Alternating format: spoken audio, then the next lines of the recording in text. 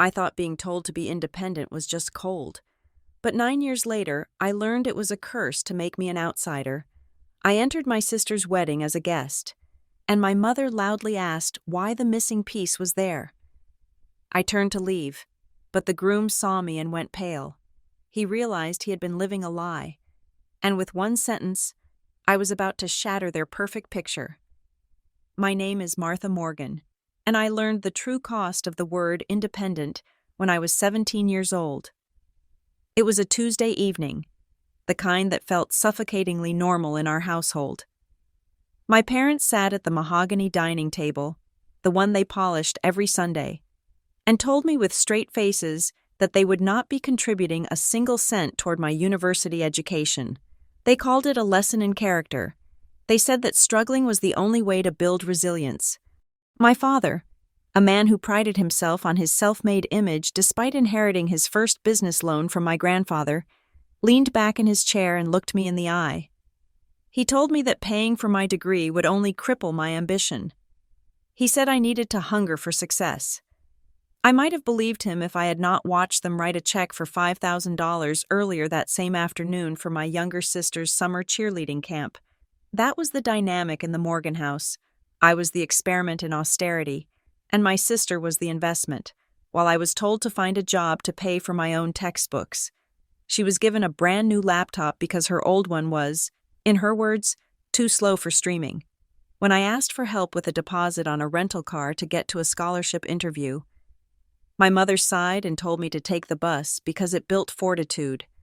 When my sister wanted to tour dormitories 3 states away, they turned it into a family vacation, booking suites and expensive dinners, leaving me behind to water the plants.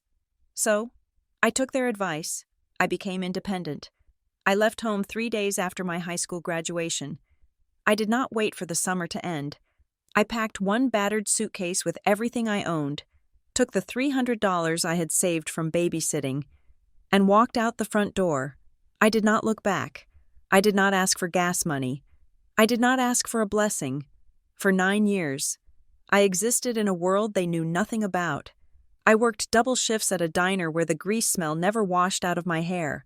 I answered phones at a call center where people screamed at me for 8 hours a day. I learned how to file my own taxes, how to negotiate a lease with a landlord who thought a single woman was an easy target, and how to stretch $10 into a week of groceries. I put myself through college, credit by credit, semester by semester. I missed holidays. I missed birthdays. I missed the warmth of having a safety net. But I built something else. I built a life that was entirely mine. Now, 9 years later, I stood in the lobby of a historic hotel in Savannah, Georgia. The air conditioning was humming, fighting a losing battle against the humidity outside. But inside, everything was crisp and cold and expensive. I adjusted the strap of my evening bag. My husband, Julian, stood next to me. He squeezed my hand, his thumb rubbing distinct circles over my knuckles. Julian was the opposite of everything I had grown up with. He was kind, he was transparent, and he was successful in a way that did not require him to step on anyone else to maintain his height. He had a network of professional connections that spanned half the coast, but today, he was just here as my anchor. I had not wanted to come. The invitation had arrived in the mail 6 weeks ago. Heavy cardstock with gold embossing. It was for my sister's wedding. I had almost thrown it in the trash. But Julian had asked me a simple question. He asked if staying away would make me feel free, or if it would make me feel like I was still running. I decided I was done running. I wanted to walk in, offer a polite congratulation, show them that I was not the broken thing they expected me to be, and then leave. I wanted them to see that I had survived their lesson. We walked toward the ballroom. The sounds of a string quartet drifted down the hallway. The guests were exactly the type of crowd my parents curated. I saw local politicians, partners at law firms, and faces I recognized from the society pages. They were people who valued appearance over substance, people who thought a perfect family photo was more important than a happy child. My dress was emerald green, silk, and tailored perfectly to my frame. I was not the girl in the oversized thrift store sweater anymore. I held my head high. Julian guided me with a hand on the small of my back. We turned the corner into the pre-reception area. It was a long, elegant corridor lined with mirrors and fresh floral arrangements that probably cost more than my first car. And then, I saw her. My mother was holding court near the entrance to the ballroom. She looked exactly the same, perhaps a little more brittle, her hair frozen in a perfect blonde helmet. She was laughing at something a man in a tuxedo was saying, her hand resting lightly on his arm in that practiced, charming way she had. Then she turned. Her eyes swept over the crowd and landed on me. The smile did not drop from her face. It just changed.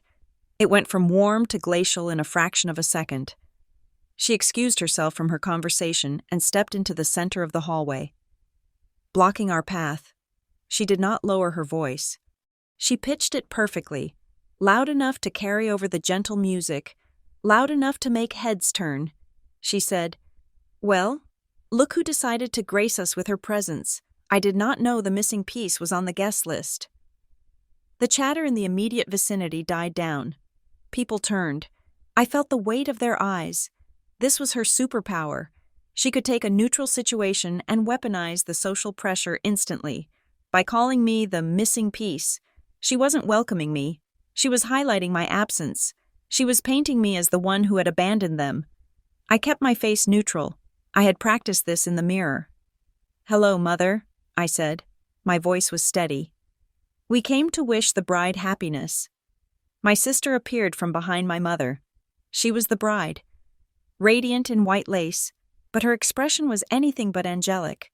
She looked at me with a smirk that I remembered from childhood, the same smirk she wore when she broke a vase and pointed a finger at me before the glass even hit the floor.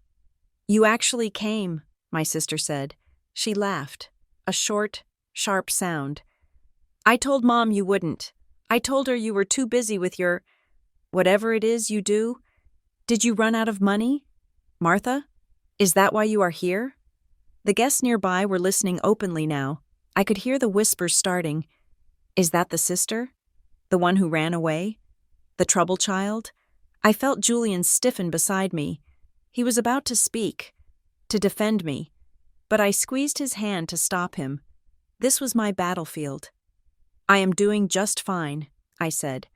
"This is my husband, Julian." My mother did not even look at him. She took a step closer to me, invading my personal space. The scent of her expensive perfume, lilies and cold rain, hit me. It made my stomach turn. "Husband?" my mother said, the word dripping with skepticism. "Oh, Martha, do not tell me you dragged some poor man into your drama. Did you tell him about how you abandoned your family? Did you tell him how we tried to help you, and you threw it all back in our faces?" It was a rewriting of history so bold that it almost took my breath away. They had kicked me out of the nest without wings, and now they were claiming I had flown away out of spite. "We are not here to cause a scene," I said. I felt a tremor in my legs, but I locked my knees. "We will just leave our gift at the table and go." "A gift?" My sister laughed again. "What is it? A coupon book? Keep it. We do not need your charity." I looked at her. She was 26 years old, yet she sounded exactly like the teenager who used to steal my clothes and cut holes in them. "Come on, Martha," Julian said softly. "Let's go." He was right. There was nothing to be gained here.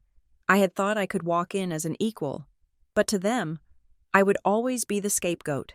I turned to follow Julian.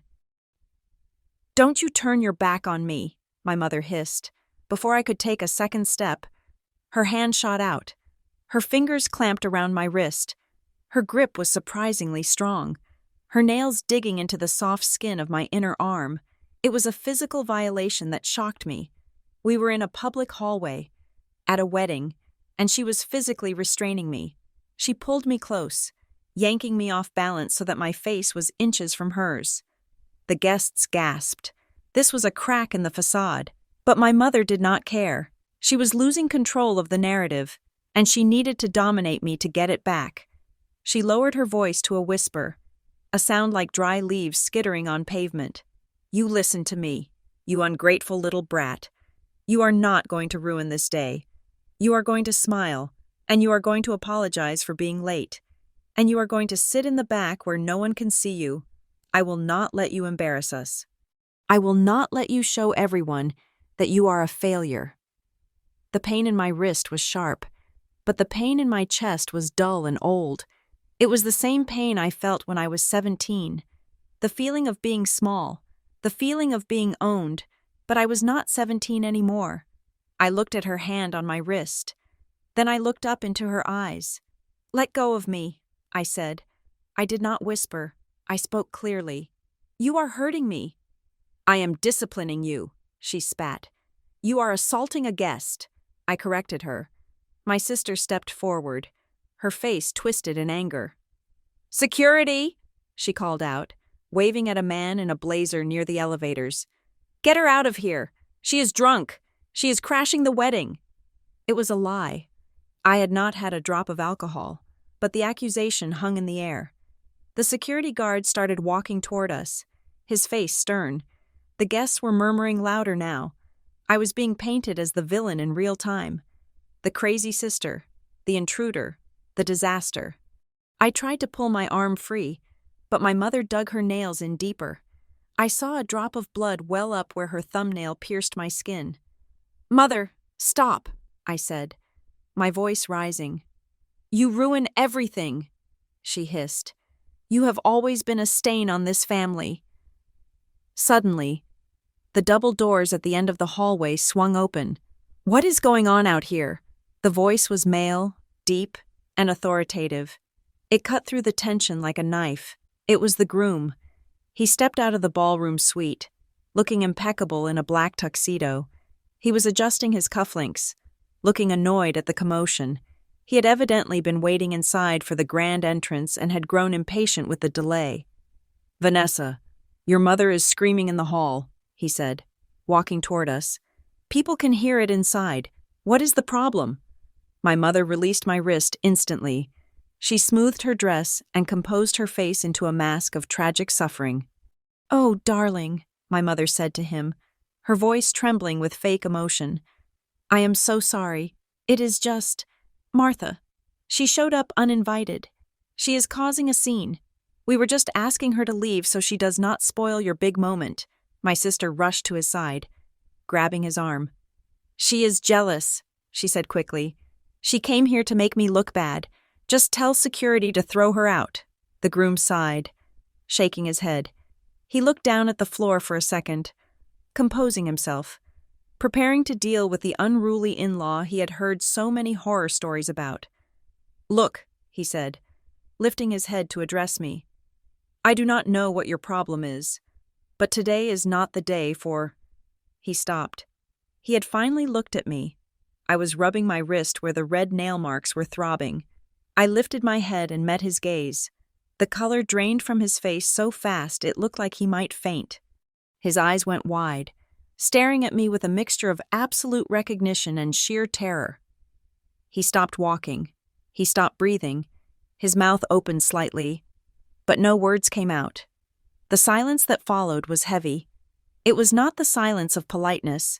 It was the silence of a bomb that had just landed but had not yet detonated. My mother looked back and forth between us, sensing the shift but not understanding it. "What?" she asked. "What is it?" My sister tugged on his arm. "Baby? What is wrong? Tell her to leave." The groom did not look at my sister. He did not look at my mother. He could not take his eyes off me. He looked like a man who had seen a ghost. He looked like a man who had just realized that the ground beneath his feet was actually a trapdoor. I recognized him, too. It took me a second because the context was so different. The last time I had seen him, he was wearing a white coat. Not a tuxedo. He was in a sterile room, not a luxury hotel. And he had been very, very confident that day. I took a step forward.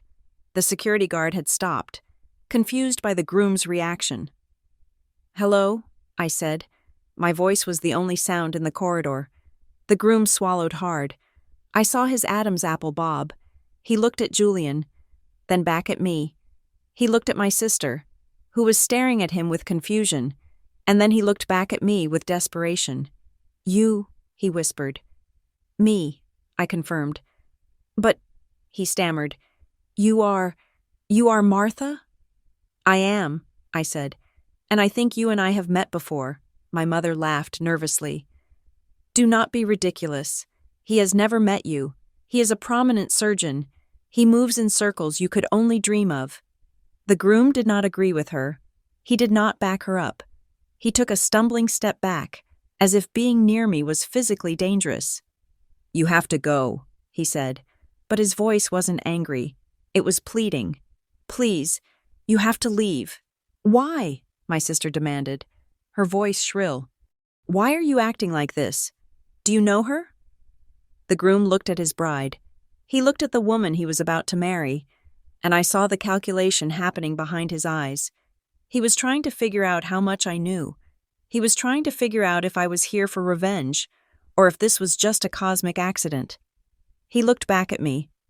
"Martha," he said, and this time, he used my name like a question. Did you work at Redwood Harbor Analytics?" It was a strange question to ask at a wedding. It was a question that made zero sense to my family. They knew I worked in marketing. They knew nothing about my second job, the one I took for 6 months a year ago to pay off the last of my student loans. They knew nothing about the data entry gig at the medical auditing firm, but he knew, and the way he said the name of the company made the hair on the back of my neck stand up. He wasn't asking if I worked there. He was asking if I had seen the files. I tilted my head. "Redwood Harbor," I repeated slowly. "Yes, I was a contractor there for a while." He closed his eyes. He looked like he was in physical pain. "What is going on?" my father demanded, stepping forward now, sensing that the situation was spiraling. "What is Redwood Harbor?" The groom opened his eyes. He looked at me with a gaze that was stripping away the social niceties and begging for mercy. "We need to talk," he said to me. "Privately." "No!" my sister screamed. "We are walking down the aisle in 10 minutes. You are not talking to her." "I have to," the groom said, his voice cracking. "I really have to." I looked at my mother. Her mouth was hanging slightly open. She looked from the groom to me, trying to piece together how her discarded daughter had just paralyzed her golden child's wedding with 2 sentences. I looked at my wrist. The red marks were turning into bruises. "I do not think we have anything to talk about," I said calmly. "I just came to wish you luck." "It seems like you are going to need it," I turned to Julian. "We are leaving." "Wait!" The groom lunged forward, ignoring his bride. "You cannot just leave. Not if you... Do you know? Do you know who I am?" I stopped. I turned back. "I know exactly who you are," I said. And I did. I remembered him perfectly now. And as the pieces clicked into place in my mind, I realized that my mother's little missing piece comment was more accurate than she could ever imagine. I was the missing piece of a puzzle they didn't even know they were building, and I held the final corner in my hand. The hallway was silent. My sister was trembling with rage. My mother was pale with confusion, and the groom looked like a man awaiting a sentencing. "We are staying," I told Julian quietly. He looked at me, surprised. "We are?" "Yes," I said, turning back to face my family and the man who was about to join it. "I think I will stay for the ceremony after all." I suddenly feel very involved. The double doors to the grand ballroom swung open, and the atmosphere hit me like a physical wave. It was a wall of sound and scent, a mix of expensive floral arrangements, roasted squab, and the murmuring of 200 people who believed they owned the city. The space was cavernous, illuminated by crystal chandeliers that cast a warm, golden glow over everything, designed to make diamonds sparkle and wrinkles disappear. A string quartet was playing in the corner, something classical and unobtrusive, the kind of music meant to fill silence without demanding attention. I tightened my grip on my clutch. This was the arena my parents had spent their entire lives trying to conquer. Every table was a strategic map. I recognized faces from the society pages of the local paper and profiles on LinkedIn. There were chiefs of surgery, heads of charitable foundations, hedge fund managers, and members of the city council. My parents had not just invited friends, they had invited a network. This wedding was not a celebration of love. It was a merger acquisition of social capital. My husband, Julian, leaned in close to my ear. "Do you see the man in the gray suit by the ice sculpture?" he asked quietly. "That is the director of the Regional Medical Board, and the woman next to him runs the largest endowment for the arts in the state." Julian navigated the room with an ease that I envied. He nodded to people he knew, offering a polite smile here and a firm handshake there. His presence was my shield. Without him, I would have just been the estranged daughter standing awkwardly by the exit. With him, I was a curiosity, a woman who had married into a sphere of influence that my parents could not dismiss. I tried to stay near the periphery, finding a spot near a pillar draped in white chiffon. I just wanted to be a spectator. I wanted to survive the hour, eat a piece of cake to prove I was unbothered, and leave. But my family had other plans. I saw my sister, the bride, moving through the crowd. She had recovered from her hallway tantrum and replaced it with a mask of wide-eyed innocence. She was whispering to a group of women, wives of potential investors for her husband's clinic. I guessed. She gestured toward me, a small, sad shake of her head, then a brave smile. I saw the women turn and look at me with pity and suspicion. She was planting the seeds. My mother and father flanked her, playing their parts perfectly. They moved toward us, not in a straight line, but in a calculated spiral, stopping to greet key guests while slowly closing the net. "She is not supposed to be here," I heard my sister's voice drift over the music as she got closer to a table of elderly relatives. "We did not send an invitation. She just showed up. It is so sad. Really, she has always been confused about boundaries," my mother chimed in, her voice pitched just loud enough for the table to hear. "We tried, we paid for therapy. We offered to help her get settled, but Martha has always been difficult. She refuses to accept reality." I felt the blood rise in my cheeks. It was a masterclass in character assassination. They were not screaming, they were grieving. They were painting themselves as the long-suffering saints dealing with a volatile, unstable daughter. If I got angry, I would prove them right. If I stayed silent, I accepted their version of the truth. They reached us. My father stood tall, his chest puffed out in his tuxedo, looking at me with a mixture of disdain and triumph. He knew he had the home field advantage. "Martha," he said, his voice booming slightly, drawing the attention of the surrounding groups. "We are surprised you decided to come inside. We assumed you would have the grace to leave quietly." "I am a guest, Father," I said, keeping my voice level. "I am here to support my sister." "Support?" My sister laughed. A brittle sound. "You are here to make a scene. Look at you. Standing here, waiting for someone to pay attention to you.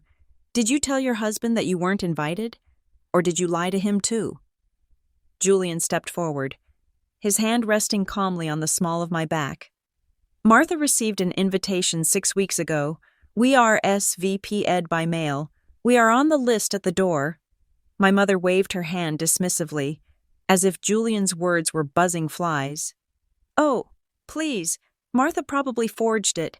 She has always been desperate for validation. She is just clinging to you, young man, to get access to a world she does not belong in." The circle of listeners was growing. I saw a few people sipping champagne, watching the interaction with hungry eyes. This was better than the string quartet. This was live drama. They were weighing the two narratives. On one side, the golden couple and the respected parents. On the other, the prodigal daughter and the outsider husband. "She is clutching at straws," my father added, addressing a nearby councilman as if explaining a zoning issue. "It is a pattern, failure to launch. She latches on to whoever will support her because she cannot stand on her own 2 feet." The irony was so thick it nearly choked me. They were calling me dependent while I stood there in a dress I paid for, beside a husband I chose, after a decade of surviving without a dime of their money. "I do not need your money, and I do not need your approval," I said. "I am here because I thought 9 years was enough time for you to grow up. I see I was wrong." "See?" my sister hissed, pointing a manicured finger at me. "She is attacking us. On my wedding day. Security needs to remove her before she starts breaking things." The pressure in the room spiked. I could feel the judgment of 50 strangers pressing against my skin. They were waiting for the breakdown. They were waiting for the crazy sister to scream. Then, the crowd parted. The groom walked through the gap. He looked different than he had in the hallway. He looked like a man walking a tightrope during an earthquake. He was pale, and sweat was beading on his forehead despite the aggressive air conditioning. He had been cornered by his own family, likely told the same lies about me that everyone else was hearing. But his eyes were not glazed over with belief. They were sharp with panic. He stopped 3 feet away from us. "Robert, darling," my mother cooed, reaching for his arm. "Don't worry. We are handling it. She is just leaving." The groom did not look at my mother. He did not look at his bride. He looked straight at me. He was piecing it together, the face from the hallway, the name, the timeline. He was looking at me not as a sister-in-law, but as a ghost from a past he thought he had buried under a pile of money and prestige. The guests fell silent. The tension coming off the groom was palpable. He wasn't angry at me. He was terrified of me. "Martha," he said. His voice was not loud, but in the silence, it carried like a shout. It wasn't a greeting. It was an interrogation disguised as a plea. My sister tried to intervene. "Baby, don't talk to her. She lies. She makes things up." He ignored her. He took a step closer to me, oblivious to the confused murmurs of the councilmen and doctors around us. He needed to be sure. He needed to know if the sword hanging over his head was real. "Martha," he repeated, and the question that followed cut through the room like a scalpel, precise and deadly. Did you used to work at Redwood Harbor Analytics?" It was a question that meant nothing to the guests. It sounded like small talk. But to my parents, it was confusion. To my sister, it was an annoyance. And to me, it was the confirmation that the ground was about to open up and swallow their perfect little lie whole. The harmless question was a confession that he knew exactly what skeletons were buried in that specific graveyard. The name Redwood Harbor Analytics hung in the air between the groom and me. But the sound of it did something violent to my internal clock. It did not just freeze the moment. It shattered the barrier I had built around my memories.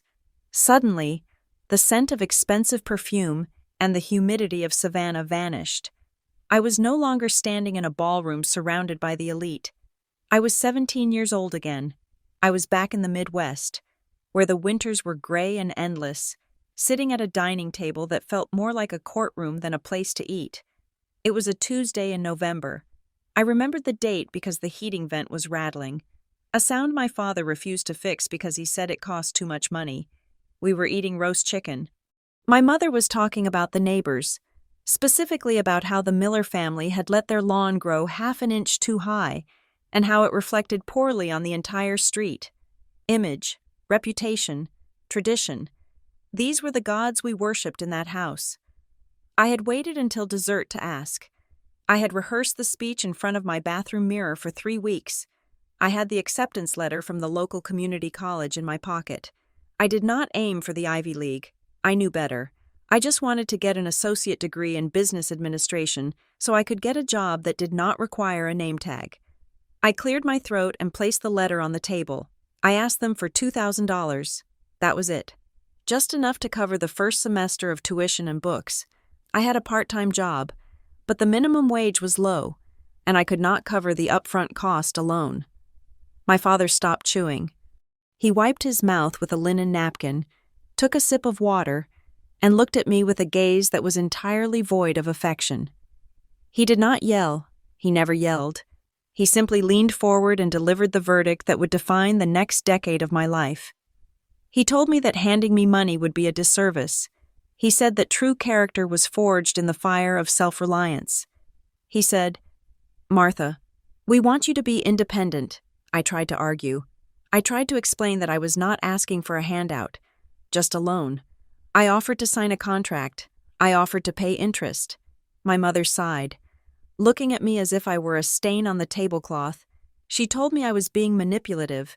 She said I was trying to guilt them into crippling my own development. I accepted it. I swallowed the lump in my throat, nodded, and told myself they were right. Maybe I was being weak. Maybe this was how strong adults were made. 2 days later, on a Thursday, my younger sister Vanessa came home from school complaining that her laptop was too heavy to carry and the battery was lagging. It was a perfectly functional machine, less than 2 years old. That Saturday, my parents took us to the electronics store. I watched as my father pulled out his credit card, the platinum one, and bought Vanessa the newest, most expensive model available. It cost 3 times what I had asked for to start my education. They did not stop there. Within the same week, they hired a private tutor to help Vanessa with her college essays because she was feeling stressed. They paid the application fees for 10 different private universities. They booked a weekend trip to tour dormitories, treating it like a family vacation. They bought her spirit wear, hoodies and scarves with university logos, before she had even been accepted. I stood in the kitchen and asked my mother why. I asked how this fit into their philosophy of independence. My mother did not even look up from chopping vegetables. She told me it was different. She said Vanessa was fragile. She said Vanessa needed support to reach her potential, whereas I was hardy. She twisted the knife by adding that investing in Vanessa was a sure thing because she appreciated their help.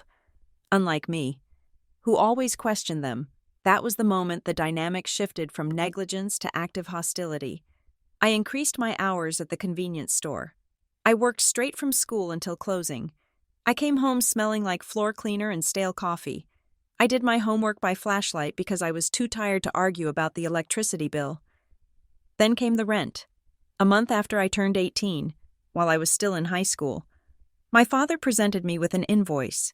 He had calculated a monthly rate for my room, my share of the water, and my share of the food. He demanded 30% of my paycheck. "You are an adult now," he said. In the real world, you pay for space. They were not poor. My father drove a luxury sedan. My mother got weekly manicures. This was not about financial necessity. It was about control. They took my money not because they needed it, but because they wanted to ensure I could not save enough to leave. They wanted to keep me running on a hamster wheel, exhausted and dependent on their roof, so they could continue to point at me and call me a burden. Every time I walked through the door, I was reminded of my debt to them. If I ate an apple, my mother would comment on the price of fruit. If I took a shower longer than 5 minutes, my father would bang on the door and scream about the water meter. I was a tenant they despised, but one they refused to evict because having me there made them feel superior. That was when I started the notebook. I did not do it for revenge, at least, not at first. I did it because I started to feel like I was losing my mind. They would say things and then deny them. They would take money from my envelope and claim I had miscounted. I needed to know that I was not crazy. I bought a small, black composition notebook and hid it inside the lining of my winter coat. Every time I handed my father cash for rent, I wrote down the date, the time, and the amount. I took photos of the receipts with my cheap prepaid phone. When my mother sent me texts calling me ungrateful or listing the expenses I caused, I took screenshots and emailed them to a secret account. I documented the disparity. I wrote down the date they bought Vanessa a car for her graduation while I was walking to work in the rain. I wrote down the date they paid for her sorority dues while telling me they could not afford to co-sign a student loan. I kept it all. It was my anchor. It was the only thing that proved my reality was real. I had one ally. Her name was Mrs. Calloway. She was a widow who lived 3 streets over, a retired paralegal with sharp eyes and a smoker's cough. I used to rake her leaves for extra cash. She saw the bruises under my eyes. She saw me walking home at midnight. One afternoon, she called me into her kitchen and poured me a cup of tea. She did not ask questions. She just slid a piece of paper across the table. It was a list. It had the names of banks that offered student accounts with no fees. It had a guide on how to read a lease agreement. It had the number for a sliding scale dental clinic. "You are going to need this," she told me, her voice raspy. "People like them. They do not let go. You have to cut the rope yourself."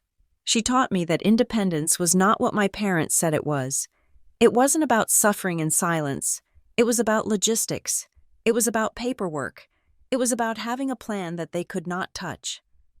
So I planned. I applied for financial aid using my own tax returns the moment I could declare myself independent for tax purposes. I found a roommate on Craigslist in a city 4 hours away. I sold almost everything I owned except for my clothes. I did not tell them I was leaving. I knew what would happen if I did. They would stage a scene. My mother would cry and say I was abandoning the family. My father would lecture me about loyalty. They would try to guilt me into staying. Or worse, they would sabotage me. They would hide my keys. They would accidentally destroy my birth certificate. I waited until a Tuesday morning. My father was at work. My mother was at her Pilates class. Vanessa was at school. I packed my car, a rusted sedan I had bought from a junkyard for $600. I walked through the house one last time. It was perfectly clean, perfectly cold. There were photos on the mantle of Vanessa smiling, Vanessa winning awards, Vanessa graduating. There was not a single photo of me. It was as if I had never lived there. I left my key on the kitchen table. Next to it, I left the final envelope of rent money. Down to the last penny, I wanted to owe them nothing. I drove away without looking in the rearview mirror. I drove until my hands were shaking and the gas tank was empty. For 9 years, I ran. I worked days. I went to classes at night. I ate peanut butter sandwiches for dinner for 3 years straight. I worked in a warehouse, lifting boxes until my back spasmed. I worked in data entry, typing until my fingers cramped. I changed my major. I changed my hair. I paid off my student loans, dollar by agonizing dollar, celebrating every time the balance dropped by 100. I built a career. I met Julian. I learned how to laugh again. I learned that love did not come with a bill attached. I thought I had scrubbed the stain of them off my skin. I thought I had outrun the girl who sat at that dining table begging for a chance. I thought I was safe. But standing there in the ballroom, with my mother's hand having just bruised my wrist, and the groom staring at me with the eyes of a man who knew my darkest professional secret, I realized the truth. You never really leave. The body remembers. My heart was hammering against my ribs with the same frantic rhythm it had when I was 17. The cold sweat on my back was the same. The feeling of being small, of being a problem, of being the missing piece that nobody wanted, washed over me. But there was one difference. When I was 17, I was alone. I had a notebook and a secret email account. Now, I had Julian. I had a career. And as I looked at the groom, realizing exactly where our paths had crossed in the tangled web of data and healthcare compliance, I realized I had something else. I had leverage. The memory of the cold kitchen table faded, replaced by the warm, suffocating air of the wedding. I took a breath. I let the anger that had been dormant for 9 years rise up. But I did not let it explode. I distilled it. I turned it into ice. My father was still posturing. My sister was still sneering. But the groom was the only one who saw the ghost I had brought with me. "Redwood Harbor Analytics," I said to him, my voice steady, anchoring myself in the present. I remember it well. I learned a lot about attention to detail there. I saw him flinch. The flashback was over. The lesson was not. I had learned to be independent, just like they asked. And now, they were about to find out exactly what an independent woman could do. The air in the ballroom seemed to thicken, turning from the scent of expensive lilies into something heavy and suffocating. My mention of Redwood Harbor Analytics had acted like a physical blow to the groom, Robert, but to my family, it was just another language they refused to speak. They did not hear the warning bell. They only heard the sound of their own control slipping away. My father stepped in front of me, using his height to try and intimidate me. A tactic that had worked when I was 12 but failed miserably now that I was 27. "You are ungrateful," he spat, his voice low but vibrating with rage. "We invite you into this space, we tolerate your presence, and this is how you repay us? By sprouting nonsense and upsetting the groom?" "I was not invited, Father," I reminded him, my voice calm in contrast to his heat. "And I am not upsetting him. I am just reminding him of where we stand."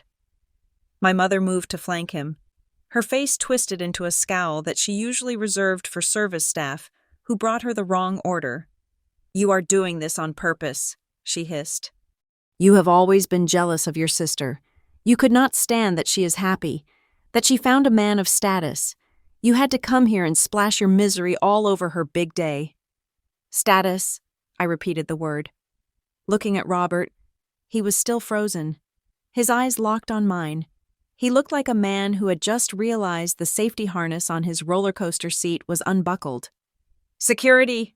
my sister shrieked, her voice cracking. She pointed a trembling finger at the door. "Robert, tell them to drag her out. She is trespassing. She is crazy." Robert did not call for security. He did not even look at his hysterical bride. He was staring at me with the intensity that went beyond simple recognition of a name. It was the look of a man trying to place a face that haunted him. I held his gaze, and then it clicked for me too.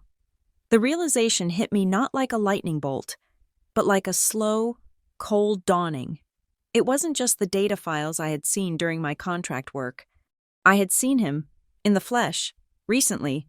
My mind rewound 3 weeks. It had been a Tuesday evening. I was babysitting my nephew, Leo, Julian's sister's son. Leo was 4 years old, a bundle of energy and laughter, until he wasn't. We had been at the park when his face started to swell. He had eaten a granola bar that was supposed to be nut-free, but clearly, it wasn't. I had rushed him to the nearest urgent care center. A sleek, modern facility that looked more like a spa than a hospital. It was part of a private chain, one that prided itself on efficiency and aesthetics. I remembered the panic. I remembered holding Leo's small, hot hand while he wheezed. And I remembered the man in the charcoal suit who had come out of the administrative office when the triage nurse hesitated. It was Robert. He had not been wearing a tuxedo then. He had been wearing a designer suit and a Bluetooth earpiece. He had looked at Leo, then at the nurse, and then at the computer screen. The nurse had wanted to administer epinephrine immediately and call for an ambulance transfer to the main hospital for observation. It was standard protocol. It was safety. But Robert had intervened. I remembered his voice, smooth and dismissive. He had told the nurse that an ambulance transfer was unnecessary overhead for a mild reaction. He had suggested a different, proprietary antihistamine protocol that the clinic was pushing, one that kept the patient in-house and billable to their specific internal codes. He had treated my nephew not like a suffocating child, but like a unit of revenue that he did not want to lose to the city hospital. I had fought him. I had stood in that sterile hallway, with Leo crying in my arms, and I had screamed at him. I demanded they check his vitals properly. I demanded the standard of care. I threatened to call the state board right there in the lobby. I told him I knew exactly how patient dumping worked, and that if he did not treat the boy correctly, I would burn his clinic to the ground with litigation. He had backed down. He had looked at me with a sneer, waved his hand, and let the nurse do her job. He had called me hysterical. I had never gotten his name that night. I was too focused on Leo, and he had never asked for mine. To him, I was just another angry aunt in a waiting room. But now, standing in this ballroom, the two worlds collided. He knew me as the auditor from the Redwood files who flagged the financial irregularities, and now he recognized me as the woman who had witnessed his negligent medical decision-making firsthand. I was not just a threat to his bank account. I was a threat to his license. The color drained from Robert's face completely. He looked from my eyes to my mouth, as if waiting for me to scream the story out to the room. "You," he whispered. The word was barely audible over the string quartet, which was cheerfully playing Vivaldi as if the world wasn't ending. Yes, I said. Me? The clinic on 4th Street. 3 weeks ago. Tuesday night. My sister looked between us, her confusion turning into panic. She grabbed Robert's lapels and shook him. What is she talking about? Robert, why are you listening to her? Robert ignored her. He took a step toward me, his hands raising slightly in a gesture of surrender. The boy, he stammered. The little boy with the reaction. Is he... He stopped himself. He realized too late that he had just admitted to knowing me. He had just admitted that there was a shared history, a specific event that he remembered. The silence that followed was heavy. Is he what? I asked, my voice hard. Is he alive? Is that what you want to know? Or do you want to know if I kept the discharge papers where you tried to override the attending nurse? Robert, my mother's voice quavered. What boy? What is going on? The guest standing nearest to us had stopped pretending to talk. A woman in a blue sequined dress lowered her champagne flute. A man who looked like a senator took a step closer. His ears practically twitching. The circle of silence was expanding. The crazy sister narrative was cracking. Replaced by something much more scandalous. The groom had a secret. Robert looked around the room. He saw the eyes.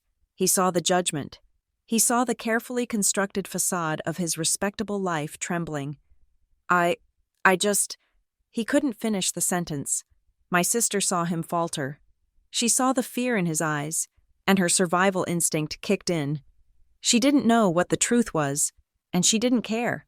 She just knew that I was winning, and she could not allow that. She let go of Robert and turned on me, her face contorted into a mask of righteous victimhood.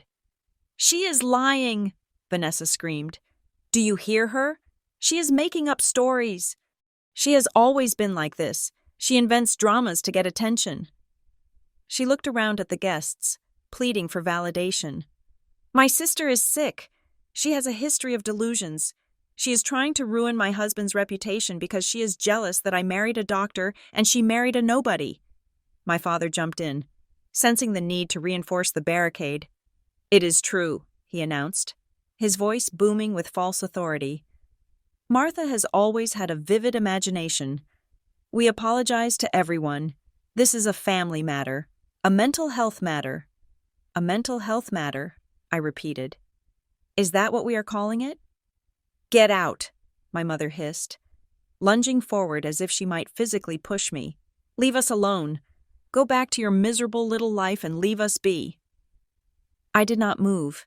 Julian stepped up beside me, his presence a solid wall against their hysteria. He looked at Robert. I think you know my wife is not delusional, Julian said calmly. And I think you know exactly which nephew she is talking about. Robert flinched. He looked at Julian, assessing the suit, the watch, the demeanor. He realized Julian wasn't a nobody. Vanessa, stop, Robert said. His voice was weak. No, Vanessa shouted. I will not stop. She is ruining everything. Look at her, standing there like she owns the place. She is toxic. She is a liar. She was screaming now, tears streaming down her face, ruining her professional makeup. It was a tantrum, pure and simple, the same kind she threw when she was 16 and didn't get the right color convertible. But here, in a wedding dress, it looked desperate. She is not lying, Robert said. It was quiet, but it stopped Vanessa mid-sob. What? She whispered. Robert looked at me. He looked defeated. I think I met her, briefly, at one of the clinics. See? My mother cried out, trying to spin it. He is a saint. He treats thousands of patients. He probably saved someone she knows, and now she's twisting it to harass him. No, Robert said. He wiped sweat from his brow. That is not how it happened. Then how did it happen? I asked. Robert opened his mouth, but no words came out. He couldn't tell the truth. The truth would reveal that he was an administrator who put profits over pediatric safety. It would reveal that he was the kind of man who argued with terrified relatives while a child struggled to breathe. He closed his mouth. He looked at his shoes. The guests were murmuring now. The energy in the room had shifted from awkwardness to intrigue. They were watching a train wreck, and they couldn't look away. "You know what?" my sister said, wiping her eyes aggressively. "I do not care. I do not care if you met him. I do not care if you think you know him. This is my wedding, mine, and you are not welcome." She turned to the crowd, her voice trembling but loud. "I want everyone to know that my sister has been estranged from us for 9 years because she refuses to get help. She is jealous, she is bitter, and she is a liar. Please, just ignore her." It was a desperate play. She was banking on the social contract. She was banking on the fact that people generally sided with the bride, no matter what, and it might have worked. A few people nodded sympathetically. A few people glared at me, but then Robert spoke again. "Martha," he said, "the boy, Leo, is he okay?" The question hung there. It was the crack in the dam. If I was a liar, if I was delusional, if I was a stranger he barely remembered, he wouldn't ask about the specific outcome. He wouldn't care. "He is fine," I said. "No thanks to the protocol you were pushing." Robert nodded. A jerky, nervous motion. "Good. That is good." My father stepped between us, breaking the line of sight. "Enough," he commanded. "Security is on the way. Martha, you will leave now, or you will be escorted out in handcuffs." "I am not the one who should be worried about handcuffs," I said. My mother gasped. "How dare you? How dare you threaten us?" "I am not threatening anyone," I said. "I am just observing. You raised me to be observant. Remember? You told me I had to watch out for myself because no one else would." I looked at Vanessa. She was shaking, her face blotchy. She looked at me with pure hatred. "I hate you," she whispered. "I have always hated you." "I know," I said. "That was never the secret. Vanessa, the secret is why." The security guards, 2 large men in dark blazers, finally appeared at the edge of the circle. They looked uncomfortable, scanning the scene, trying to figure out who the threat was. Usually, it was a drunk uncle or a crasher. They weren't prepared for a standoff between an impeccably dressed woman and the entire bridal party. "There," my mother pointed at me. "Remove her. She is trespassing." The lead guard stepped toward me. "Ma'am, I am going to have to ask you to come with us." I didn't move. I didn't look at the guard. I looked at Robert. "Are you going to let them throw me out?" "Robert?" I asked. "Are you going to let them drag me out of here while you stand there and pretend you don't know exactly what I saw in those files and what I saw in your clinic?" Robert went pale again. He raised a hand to the guard. "Wait. Robert!" Vanessa screamed. "What are you doing?" "Just give us a minute," Robert said, his voice shaking. "We do not have a minute," my father bellowed.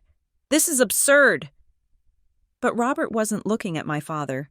He was looking at the calculation in my eyes. He was realizing that if I was dragged out, I would go straight to my car, pick up my phone, and make a call that would end his career before the honeymoon started. "Please," Robert said to the guard. "Just stand back for a moment." The guard stopped, confused. He looked from the groom to the mother of the bride. "This is unbelievable," my mother muttered. "He is stressed. He is not thinking clearly." "He is thinking very clearly," I said. The guests were silent. They were witnessing a power shift that they didn't understand, but they could feel it. The outcast sister, the one who was supposed to be the failure, was holding the room hostage with nothing but a few sentences and a steady gaze. My sister looked at her husband, really looked at him, and for the first time, I saw a flicker of doubt in her eyes. She wasn't doubting me. She was doubting him. She was wondering what could possibly be so terrifying that he would defy her family on her wedding day to keep me from getting angry. "What did you do?" she whispered to him. "Nothing," Robert said too quickly. "I did nothing." "Then let them throw her out," Vanessa challenged him. Robert swallowed. He looked at me. He looked at the door. He looked like a trapped animal. I can't," he whispered. And with that, the air in the room changed forever. The silence wasn't just awkward anymore. It was condemning. The silence that Robert had commanded was fragile, held together only by the sheer shock of his defiance. The air in the ballroom felt thin, as if the oxygen was being siphoned out by the collective holding of breath from 200 guests. My family stood arrayed against me like a firing squad that had suddenly realized their guns were jammed. Julian moved closer to me. He did not step in front of me to fight my battle, nor did he pull me away to retreat. He simply placed his hand on the center of my back. Between my shoulder blades, it was a warm, heavy pressure, a physical anchor in a room designed to make me feel adrift.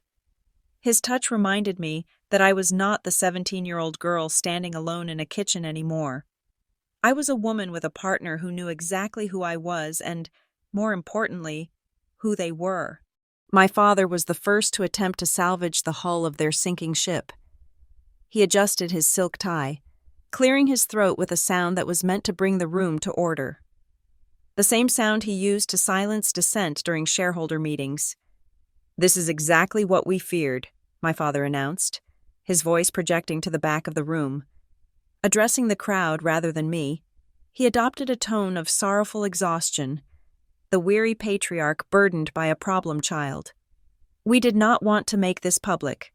We have tried for years to help Martha find stability. We have sacrificed so much, financially and emotionally, to get her the help she needs. But as you can see, she is unwell." He gestured vaguely at me, as if my stillness was a symptom of hysteria. "She creates conflict where there is none. She perceives slights where there is only love.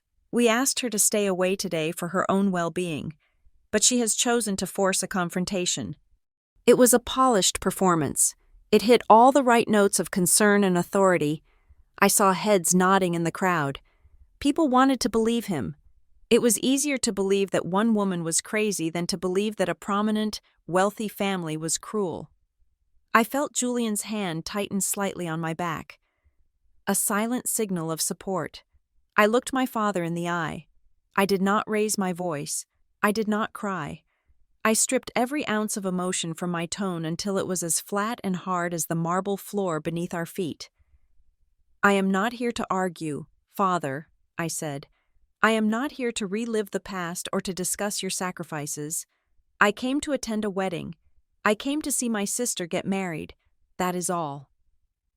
My refusal to engage in the drama seemed to infuriate them more than a scream would have. By remaining calm, I was denying them the footage they needed for their highlight reel of my instability. My sister, Vanessa, sensing that her father's authority was not quite sealing the breach, decided to make a spectacle of herself instead. She turned away from Robert, who was still looking at me with that haunted expression, and addressed the guests directly. She spread her hands wide, the lace of her sleeves catching the light, arranging herself like a martyr on a stage. "She is jealous!" Vanessa cried out, her voice trembling with practiced vulnerability. "She has always been jealous. She could not stand that I was happy. She could not stand that I succeeded where she failed. She wants to ruin this for me because she is miserable. She wants to break up my marriage before it even starts." She pointed at me, tears streaming down her face. "Look at her. She stands there so smug. She thinks she can just walk in here and destroy my reputation. She is a failure, and she wants to drag everyone else down to her level." It was the same song she had sung since we were children. If I got an A, it was because the teacher pitied me. If I got a job, it was because they were desperate. In Vanessa's world, I could only exist as a failure to validate her success. The crowd shifted uncomfortably. It was getting ugly. A few guests looked at their watches, wondering if they could slip away before the police arrived. But then, a voice cut through the murmur. "But if she is your sister," the voice asked, sharp and inquisitive, "why did you call her the missing piece?" The room froze. The speaker was an older woman standing near the front, clutching a glass of white wine. I recognized her immediately. It was Mrs. Vanderhoven, a matriarch of Savannah society, a woman known for her massive charitable donations and her absolute lack of filter. She wasn't trying to be cruel. She was simply trying to reconcile the conflicting data points she had been presented with. My mother's head snapped toward Mrs. Vanderhoven. For the first time all night, my mother looked genuinely flushed. Excuse me? My mother stammered. In the hallway, Mrs. Vanderhoven continued, her voice clear and carrying well in the acoustic perfection of the ballroom. When she arrived, you did not say, "Hello, daughter." You said, "I did not know the missing piece was here. It seemed odd. If she is so unstable, why refer to her as a piece of the family at all? And why did it sound so much like an insult?" It was an innocent question, technically, but in this context, it was lethal. It highlighted the specific, biting cruelty of my mother's language. It peeled back the layer of concerned parent and revealed the mean-spirited woman underneath. My mother laughed, a high-pitched, nervous sound that grated on the ears. "Oh, Eleanor, you know how it is. Families are complex. It was just a figure of speech, because she has been gone for 9 years. She abandoned us, you know. She just walked out one day. We have been heartbroken. She looks quite put together for someone who is unstable," Mrs. Vanderhoven observed, taking a sip of her wine and looking me up and down. "And her husband seems lovely." My mother opened her mouth to retort, but she had no script for this. She was used to controlling the narrative, not debating it, and then Robert spoke again. He had been standing there, watching the exchange, watching his new in-laws scramble to cover their tracks. He looked at me, standing calm and composed. He looked at Vanessa, shrieking and pointing fingers. And he looked at his mother-in-law, sweating under the scrutiny of a socialite. The fear of me that had paralyzed him earlier was shifting. It was morphing into something else. Suspicion. If I was telling the truth about the clinic, and he knew I was, then I was a reliable witness. And if I was a reliable witness, then everything my family had told him about me was a lie. And if they lied about me, what else were they lying about? He turned to his bride. "Vanessa," Robert said. His voice was no longer pleading.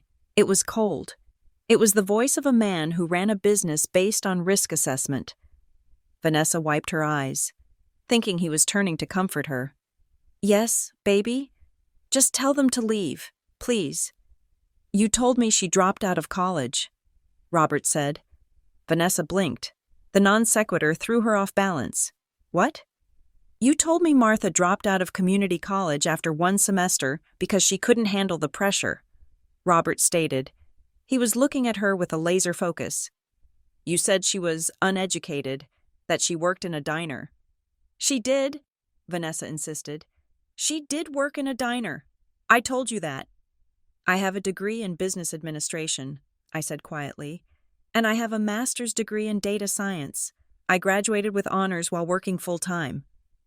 Robert looked at me, then back to Vanessa. "She works in data science. Vanessa, she was a contractor for Redwood Harbor. Do you know what kind of clearance you need for that? Do you know what kind of background check that requires?" Vanessa's face went slack. She didn't know. She had never asked. To her, I was frozen in time at 17. "Who cares?" Vanessa snapped. "Who cares what she does? It doesn't matter." "It matters," Robert said, his voice rising slightly, "because you said she was a failure. You said she was incoherent, but she seems very coherent to me." He took a step closer to his bride. "And it makes me wonder, Vanessa, if you lied about her education, did you lie about yours?" The air left the room completely. This was not a wedding drama anymore. This was a forensic audit. My father stepped forward, aggressive now. "Now see here, Robert, this is not the time or the place. You are upset. The stress of the day is getting to you." "I asked a question," Robert said, ignoring my father. He kept his eyes on Vanessa. "You told me you graduated from the University of Pennsylvania. You told me you were top of your class." "I was," Vanessa cried, but her eyes were darting around the room, looking for an exit, looking for a distraction. "I have my diploma. You have seen it hanging in my office." "I saw a piece of paper," Robert said. "But tell me, Vanessa, Who was the dean of the department that year? Who was your thesis advisor? What was the name of the capstone project you told me you won an award for? These were specific questions. They were questions that any graduate would answer without thinking. They were the kind of questions you ask when you suddenly realize you have bought a car without checking under the hood. Vanessa opened her mouth, but nothing came out.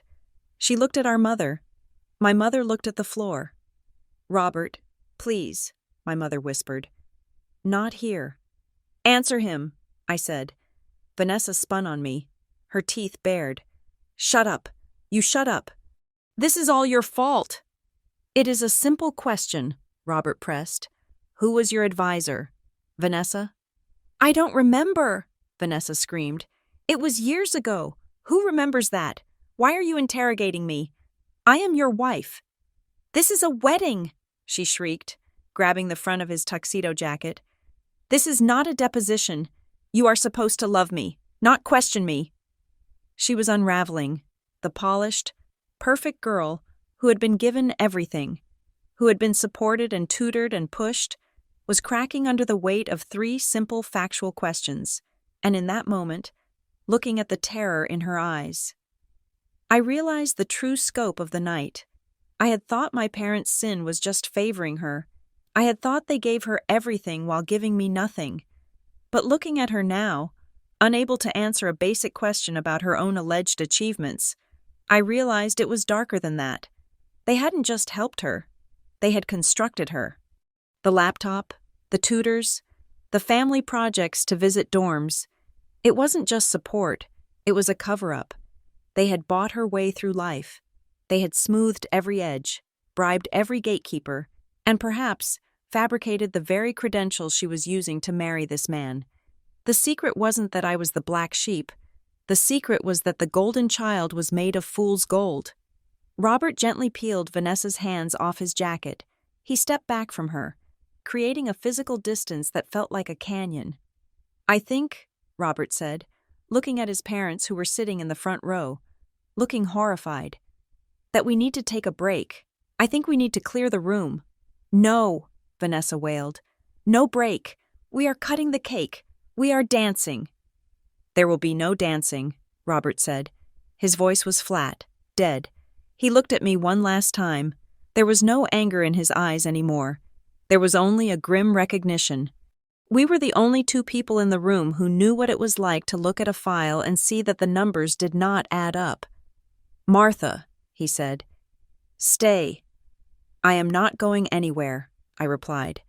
My father signaled to the security guards again, but this time he looked defeated. "Clear the room," he ordered, his voice hollow. "Get the guests out, now." As the confusion turned into a chaotic exodus, with guests murmuring and glancing back over their shoulders, I stood still. My sister was sobbing into my mother's shoulder. My father was rubbing his temples, and Robert was taking out his phone, dialing a number that I suspected was not a caterer, but a lawyer. I looked at Julian. "Are you okay?" he whispered. "Yes," I said, and I meant it. I had walked in here afraid of the past, but the past was just a story they had told. The present was a reality they could not control, and the truth was, finally, slowly, starting to bleed out onto the white marble floor. The ballroom was not emptying as fast as my father would have liked. The security guards were ushering people toward the exits, but human curiosity is a powerful force, stronger than politeness and certainly stronger than the commands of a flustered father of the bride. The guests moved slowly, looking over their shoulders, lingering by the coat check, finding reasons to tie their shoes or check their phones near the open doors. They sensed that the curtain had not yet fallen, and they were right. Inside the circle of the immediate family, the silence was heavy, broken only by the sound of my sister's ragged breathing. Robert stood apart from Vanessa. The physical distance between them was only a few feet, but emotionally, it was an ocean. He was looking at her with the eyes of a man who was rereading a contract he had already signed, searching for the exit clause. I watched them, and a memory surfaced from the deep recesses of my mind. something I had suppressed for years because I had been too busy trying to survive my own exile. It wasn't a clear fact, just a whisper I had brushed aside. I heard rumors, I said, my voice cutting through the quiet. My mother's head snapped toward me. Be quiet, Martha. You have done enough damage. No, I continued, looking at Robert. I did not want to believe them because I wanted to believe that my exclusion was the only lie in this family. But I remember an email. I looked at Vanessa. She had stopped crying and was now staring at me with a look of pure dread. It was from Cousin Arthur, I said. About 5 years ago. He reached out to me when he was passing through the city where I lived. We had coffee. He was the one who told me you had graduated. Arthur is a drunk, my father spat instantly. No one listens to Arthur. He was sober that day, I countered, and he was confused. He told me that he had seen your transcripts. Vanessa, or rather, he had seen the lack of them. He worked in the registrar's office at the State University for a summer, remember? Before he got fired. He is a liar, Vanessa whispered, her voice trembling. He told me there were gaps, I said, keeping my eyes on Robert. He said there were semesters where you were enrolled but received no grades, and then, suddenly, you were on the dean's list at a completely different private college 3 states away. He said it didn't make sense. He said it looked like records were being smoothed over. I turned to my father. He also mentioned a donation, a library wing renovation fund that coincided perfectly with her transfer acceptance. That is slander, my father hissed, his face turning a dangerous shade of red. We support education. We are philanthropists. You are investors, I corrected him. You invest in outcomes. Robert was listening to every word. He was a man who lived in the world of compliance and audit. He knew that where there was smoke, there was usually a raging fire that someone had tried to smother with money.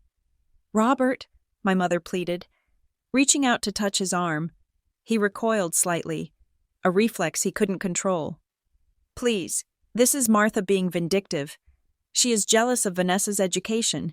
She had to work her way through a state school, and she can't stand that Vanessa had opportunities. Opportunities, Robert repeated the word. It sounded sour in his mouth. He looked at his bride. Vanessa, look at me. She looked up, her mascara smeared, her lower lip trembling. It was a look that usually garnered sympathy. But Robert was past sympathy. He was in survival mode. My family, Robert began, his voice low and intense, has been in Savannah for 4 generations. We built our reputation on one thing, transparency. My grandfather lost a fortune in the 80s, rather than cover up a mistake. We do not lie about who we are. He took a step closer to her. If I find out that the person I just married is a fabrication, Vanessa, there will be no reception. There will be no honeymoon. There will be an annulment. Vanessa gasped. Robert, how can you say that? Because I need to know who I am standing next to, he said. So I'm going to ask you again. And I want you to answer me. No tears, no deflections. He held up a hand as my father started to open his mouth. If you interrupt her, George, I will assume you are complicit in the fraud. My father snapped his mouth shut. Which school did you graduate from? Robert asked. The specific college? Penn, Vanessa said. Her voice was small. I told you. The University of Pennsylvania. Okay, Robert said. He was nodding slowly, like a prosecutor leading a witness into a trap. And your major was economics, with a minor in art history, correct? Yes, she whispered. Who was your academic advisor? Robert asked. The silence that followed was excruciating. A second ticked by, then 5, then 10. I had a few, Vanessa stammered. It was a big department. They rotated. Name one, Robert pressed. Just one professor, one name. Vanessa, you spent 4 years there. You must remember one person who taught you. Vanessa's eyes darted around the room. She looked at the floor. She looked at the chandelier. She looked everywhere except at her husband. Doctor, Smith? She tried. It was such a pathetic attempt that I almost felt sorry for her. Almost. Doctor? Smith, Robert repeated flatly. And what was the title of your senior thesis? You told me you wrote about the impact of Renaissance art on modern banking systems. It sounded fascinating. What was the title? I don't remember, Vanessa shouted, her voice shrill and cracking. It was years ago. Why are you doing this to me? I am stressed. I am tired. It is my wedding day. Because you are lying, Robert shouted back, his composure finally snapping. The echo of his voice bounced off the high ceilings. My mother stepped in front of Vanessa, shielding her like a lioness protecting a cub, but a cub that had bitten someone. Enough, she screamed at Robert. Stop it. You are humiliating her. Look around you. The guests are watching. She pointed toward the edges of the room. A group of waiters had stopped clearing tables to watch.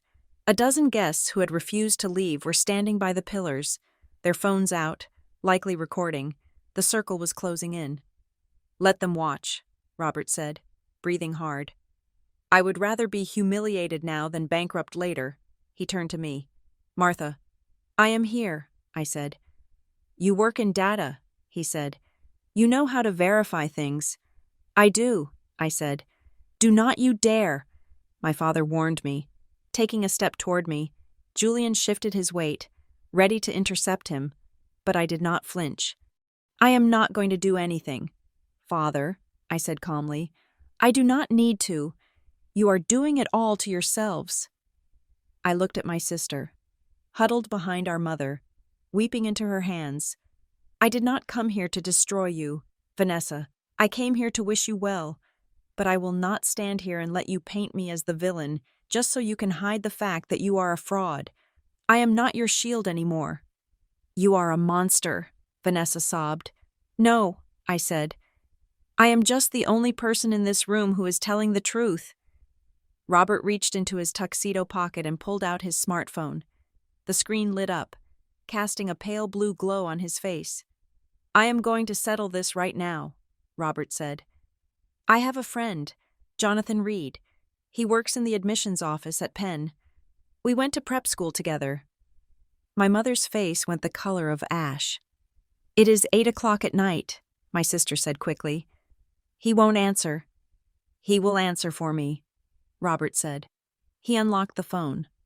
I am going to put him on speaker, and I am going to ask him to pull up the alumni database. It will take him 30 seconds to tell me if a Vanessa Morgan graduated in the class of 2018. He tapped the screen. He found the contact. His thumb hovered over the call button. Do not, my father said. It was not a command anymore. It was a plea.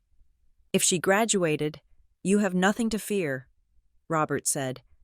If she is who she says she is, I will apologize on my knees.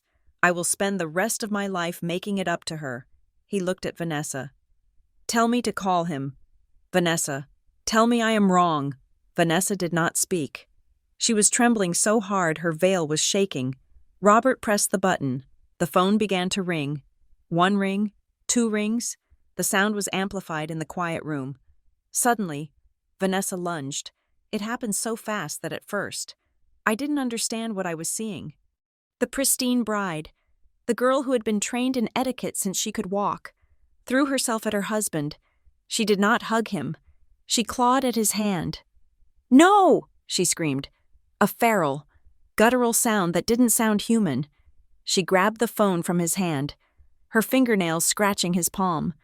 She fumbled with it, frantically trying to end the call, her movements jerky and panicked.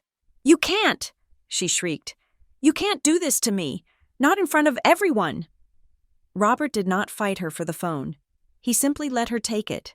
He stood there, his empty hand still raised in the air, staring at the woman he had just vowed to love and cherish. Vanessa successfully tapped the red button to end the call. She clutched the phone to her chest, breathing heavily, her eyes wild. You just don't understand, she panted. It is complicated. You can't just check up on people. The silence that followed was absolute. It was over. She hadn't needed to confess. The act of snatching the phone was the confession. No innocent person physically attacks their spouse to prevent a verification of their credentials. The guests who were still watching were no longer hiding their interest. They were staring openly, their mouths slightly open. This wasn't just a wedding drama. This was a public unmasking. Robert slowly lowered his hand. He looked at his hand, where a thin red scratch from Vanessa's nail was starting to bead with blood. He looked at me. His eyes were dark, filled with a mixture of shame and gratitude. He realized that if I hadn't walked in, if I hadn't stood my ground, he would have spent the next 40 years living in a house built on quicksand. "I think," Robert said, his voice barely a whisper, "that answers the question." My mother put her hand over her mouth. My father turned away, unable to look at his son-in-law. And in the center of the room, my sister stood clutching a phone that wasn't hers, looking like a child who had been caught stealing from the jar. Realizing too late that the jar was made of glass and everyone could see inside. "I did not want to destroy the party," I said softly to Julian. "But it seems the party was never real to begin with." The circle of onlookers had tightened, the music had stopped, the servers were motionless. The wedding of the season had become a crime scene, and the body on the floor was the reputation of the Morgan family. The silence that had fallen over the ballroom was heavy, but the silence inside the tight circle of my family was suffocating. Vanessa stood there, clutching Robert's phone to her chest like a shield, her chest heaving with rapid, shallow breaths. She looked like a cornered animal, eyes darting from her husband to our parents, searching for an escape route that did not exist. Robert did not move to take the phone back. He simply watched her. He waited. It was the patience of a man who already knew the verdict and was just waiting for the sentence to be read. "Vanessa," he said softly, "give me the phone." It was a reasonable request. It was a calm request. But to my sister, in her state of panicked delusion, it sounded like a threat. To hand over the phone was to hand over the weapon that would execute her reputation. In her mind, as long as she held the device, the call could not be made. The verification could not happen, and the lie could survive for just one more minute. "No," she whispered. Her knuckles were white. "Vanessa," my father warned, his voice tight, "do not be foolish." But logic had left the building a long time ago. Vanessa looked at the sleek black device in her hand. She looked at the screen, which was likely still glowing with the contact information of the admissions officer. She saw the enemy, and then she snapped. It was not a calculated decision. It was a spasm of pure, unadulterated fear. She raised her hand high above her head and, with a guttural cry of frustration, she hurled the phone downward. It hit the polished marble floor with a sound that was shockingly loud. It was a sickening crunch, the sound of glass shattering and expensive technology dying. The device skittered across the stone, spinning wildly before coming to a rest near Robert's polished shoes, a spiderweb of cracks obliterating the screen. The noise echoed off the high ceilings. The string quartet, which had been tentatively tuning their instruments to start playing again, went dead silent. Every single person in the room, the waiters, the guests, the security guards, froze. For 3 seconds, nobody breathed. Vanessa stood panting, her hands still suspended in the air, staring at the wreckage she had caused. It was as if she expected the destruction of the phone to destroy the problem. She expected the questions to disappear along with the screen. Robert looked down at the broken phone. Then, very slowly, he looked up at his bride. The look on his face broke my heart, even though I owed him nothing. It was the look of a man realizing he was staring at a stranger, the woman in the white dress, the woman he had courted, the woman he had promised to spend his life with. She wasn't there. In her place was this volatile, terrified creature who solved problems with destruction. He did not yell. He did not rage. He did not bend down to pick up the pieces. "You just proved it," Robert said. His voice was not loud, but in the cavernous silence of the ballroom, it carried more weight than a scream. You just proved that you are afraid of the truth." Vanessa flinched as if he had slapped her. She lowered her hand, trembling. "No," she whimpered. "No. Robert, I slipped. It was an accident. I was nervous." "You threw it," Robert said flatly. "You smashed it because you knew that if I made that call, our marriage would be over before the reception dinner." "It is her fault!" The shriek came from my mother. She launched herself across the gap between them, throwing her arms around Vanessa, physically shielding her from Robert's gaze. She turned her face toward me, her eyes burning with a hatred so pure it felt radioactive. "Look what you did!" my mother screamed at me. "Are you happy now? You came here to destroy her, and you pushed her until she broke. You provoked her. You twisted everything until she didn't know what she was doing." She was rewriting history in real time, in her version of events. I was the aggressor, and Vanessa was the fragile victim who had been bullied into violence. It was the same narrative they had used when we were children. If Vanessa hit me, it was because I had annoyed her. If Vanessa broke a vase, it was because I had startled her. "She is a bride," my mother wailed, appealing to the crowd, playing the role of the grieving matriarch. "She is under so much pressure, and her sister comes in here, uninvited, spreading lies, attacking her mental state. Of course she snapped. Who wouldn't?" My father, seeing an opening to regain control, stepped forward. He pointed a shaking finger at the security guards who were still hovering uncertainly by the pillars. "Get her out," my father bellowed. "I want her removed from this hotel immediately. She is a danger to this family. She is harassing the bride." He looked at me with a sneer. "You are sick, Martha. You are a sick, jealous girl. Leave now, and maybe we can salvage this night." He truly believed it. He believed that if they could just physically remove me from the room, the cracks in the floor would seal up, the phone would repair itself, and Robert would forget everything he had seen in the last 20 minutes. They thought the truth was a physical object that could be escorted out by security. The two guards took a step toward me. Julian shifted, placing his body slightly in front of mine, his shoulders squared. "I would not touch her if I were you," Julian said calmly. "She is trespassing," my father shouted. I stepped out from behind Julian. I did not raise my hands. I did not back away. I stood perfectly still, my feet planted on the marble, looking my father in the eye. "I am not doing anything," I said clearly. "I am standing here. I did not smash the phone. I did not lie about my degree.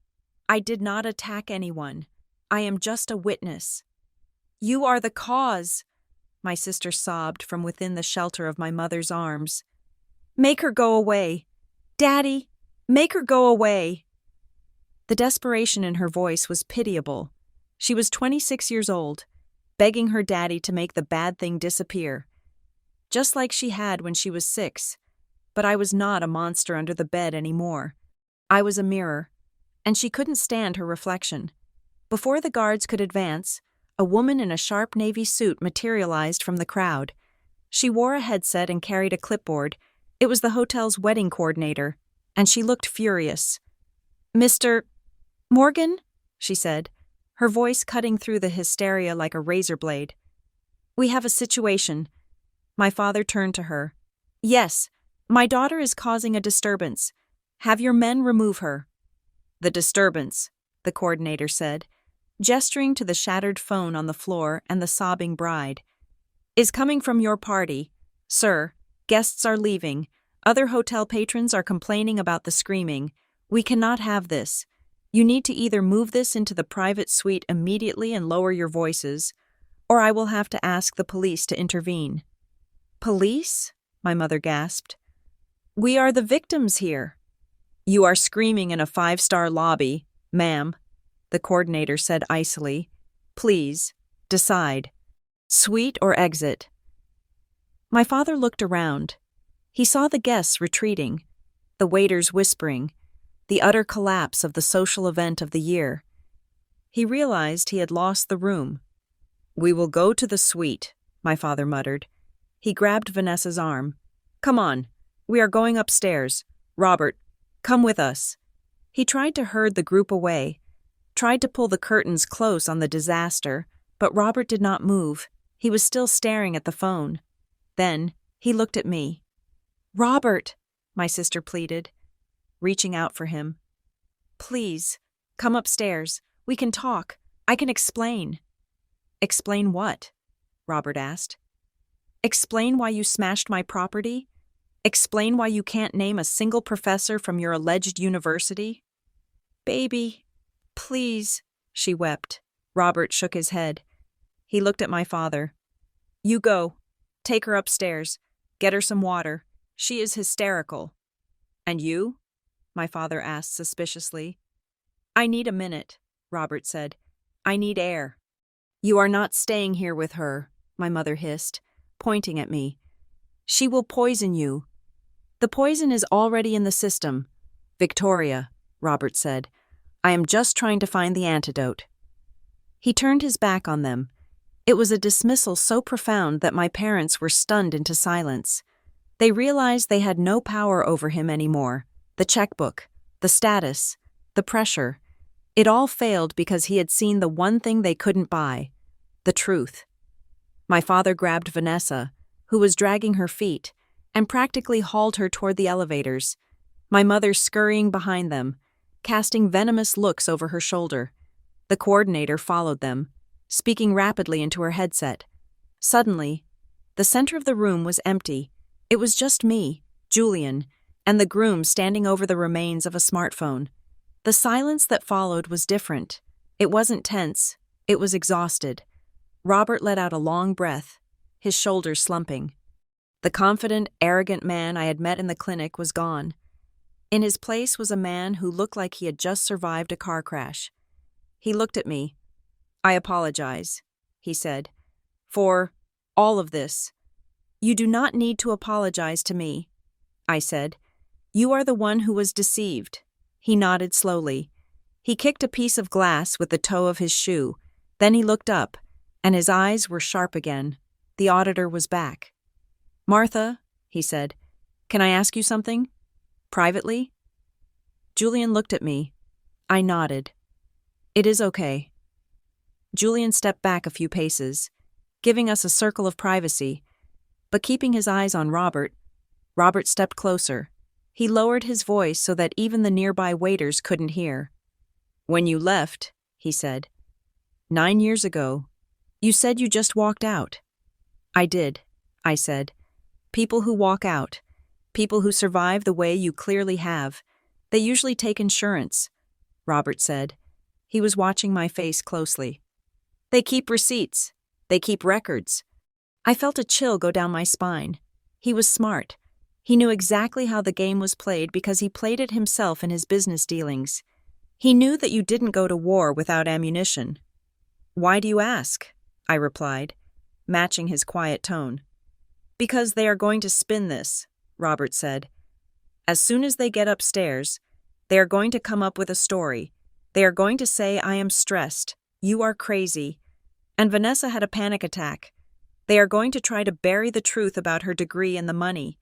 They are going to try to gaslight me." He paused, looking at the elevator doors where they had disappeared. "And if I am going to end this," he said, "if I am going to annul this marriage and walk away with my reputation intact, I need more than just a hunch. I need proof. I need to know that what I suspect is true. I need to know that this isn't just one lie about a college degree. I need to know it is a pattern." He looked back at me. "Do you have it? Do you have anything that shows who they really are?" I thought about the box in the back of my closet at home, the box that contained the notebook from when I was 17. The notebook with the dates, the amounts, the screenshots of the text messages where my mother called me a burden, the emails where my father refused to co-sign my loan while boasting about buying Vanessa a car. I thought about the digital folder on my encrypted hard drive, the one labeled insurance. I had kept it all, not for revenge, but because I knew, deep down, that one day they would try to tell the world I was the villain, and I would need to prove I was just the survivor. "I have it," I said. Robert exhaled, a sound of immense relief. Everything? Everything, I confirmed. The financial disparities, the verbal abuse, the timelines. I have records of every dollar they demanded from me while they funded her fraud. Robert nodded. Okay, that is good. He reached into his pocket and pulled out a business card. He handed it to me. Do not give it to me here, he said. Send it to my personal legal counsel. The email is on the back. Do not send it to the house. Do not send it to the clinic. I know how to handle sensitive data. Robert, I said. I worked at Redwood. Remember? He gave a grim smile. I remember. That is why I trust you. He looked around the ruined ballroom. You should go, he said. If you stay, they will just use you as a prop. They will blame the scene on your presence. If you leave, they have no one to blame but themselves. That was the plan, I said. Martha, he said, stopping me as I turned to rejoin Julian. Thank you. For standing there. For not letting them steamroll me. I did not do it for you, I said honestly. I did it because I am done being the missing piece. I am the whole puzzle now. I walked back to Julian. He took my hand, his grip firm and warm. Ready? He asked. More than ready, I said. We walked toward the main exit. We passed the guests who were huddled in the foyer, whispering behind their hands. We passed the security guards who looked relieved that they didn't have to tackle a woman in an evening gown. As we stepped out into the humid Savannah night, the air felt thick but clean. It didn't smell like lilies and lies. It smelled like rain and asphalt. I looked back at the hotel one last time. The lights in the ballroom were still blazing, but the party was over. The perfect image my parents had spent a lifetime constructing had not just cracked. It had been smashed on the floor along with that phone. And I hadn't had to throw a single punch.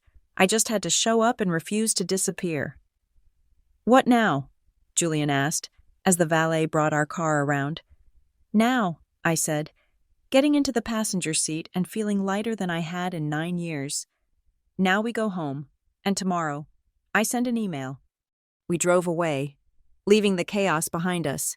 I didn't look in the rearview mirror. I didn't need to. I knew exactly what was happening in that suite upstairs. They were scrambling. They were panicking. They were trying to figure out how to fix a shattered lie. But they didn't know the storm that was coming. They thought the worst part was over because I had left the building. They were wrong. The worst part was sitting on a hard drive in my home office, waiting for me to press send. The wedding was the prologue. The real story was about to begin. The leather interior of our rental car was cool and quiet, a stark contrast to the humidity and hysteria we had just left behind at the hotel. The city of Savannah slipped past the tinted windows, a blur of Spanish moss and streetlights. I leaned my head against the headrest and closed my eyes, but my mind was not resting. It was whirring, organizing, and categorizing the events of the last hour like a hard drive defragmenting after a crash. I had walked into that ballroom expecting to feel like an intruder. Instead, I had walked out holding the detonator to a bomb my family had spent a decade building. Julian was driving. He drove with the same steady competence he applied to everything in his life. He did not ask if I was okay, because he knew the answer was complicated. Instead, he kept one hand on the wheel and the other resting on the center console, close enough for me to reach if I needed him.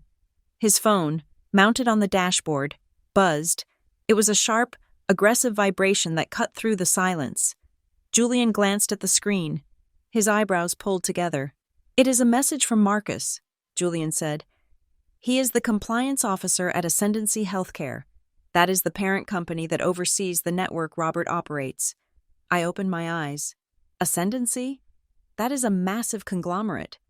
I did not know they acquired Robert's chain. They finalized it 3 months ago, Julian said, keeping his eyes on the road. Marcus says there is a lot of chatter on the internal channels tonight. Apparently, the scene at the wedding did not stay at the wedding. What kind of chatter? I asked. Risk assessment, Julian replied. He says they have been receiving flagged reports for weeks regarding patient processing and billing codes at the clinics Robert manages. Nothing illegal on the surface, but aggressive, borderline unethical, the kind of metrics that look good for profit, but terrible for liability. I thought back to the clinic where I had taken my nephew, Leo. I remembered Robert's dismissal of safety protocols in favor of keeping the treatment in-house. It was not just a one-time lapse in judgment, it was a business model. Marcus says the board is nervous, Julian continued, relaying the text as he slowed for a red light. They were already looking for a reason to audit the leadership, a public meltdown by the COO's wife, involving allegations of fraud and falsified credentials. Might just be the tipping point. I stared out the window. Robert had not just been asking for my help to annul a marriage. He was trying to save his career. He knew that if his personal life was revealed to be a fraud built on lies, the board would assume his professional life was built the same way. He needed to be the one to expose the rot, not the one buried by it. By asking me for evidence, he was trying to pivot. He was trying to position himself as the victim of deception rather than the perpetrator of negligence.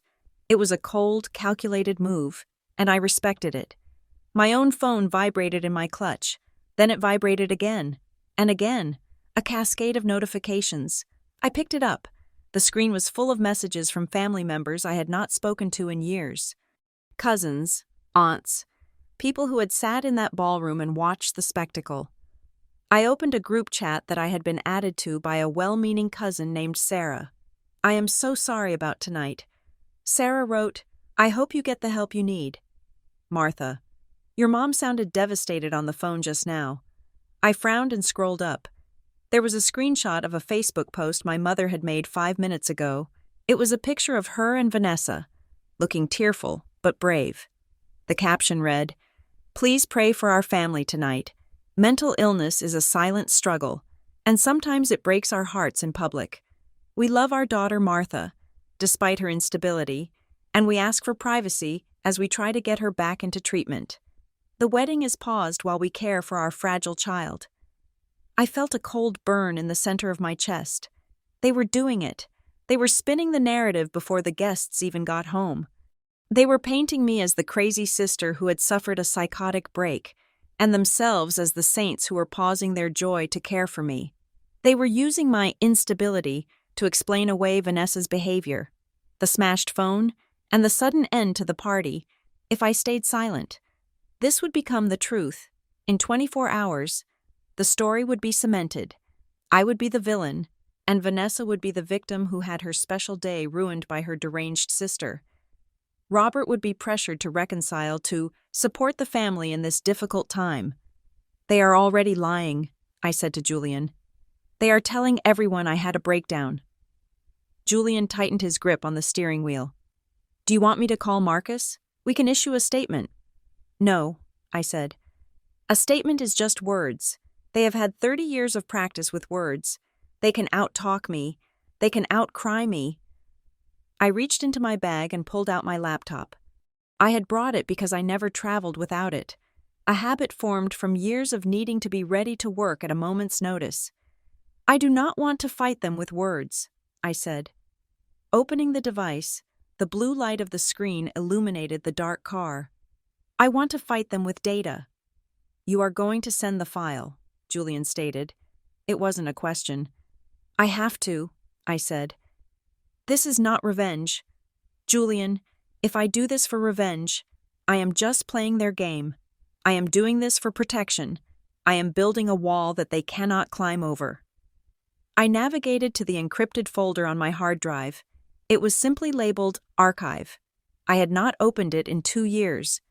Inside, there were subfolders organized by year. It was a library of trauma, cataloged with the precision of a forensic accountant. I opened the folder from the year I turned 19. There were dozens of files, audio recordings, PDF scans of letters, screenshots of text messages. I hesitated. Robert had asked for everything. He wanted the nuclear option.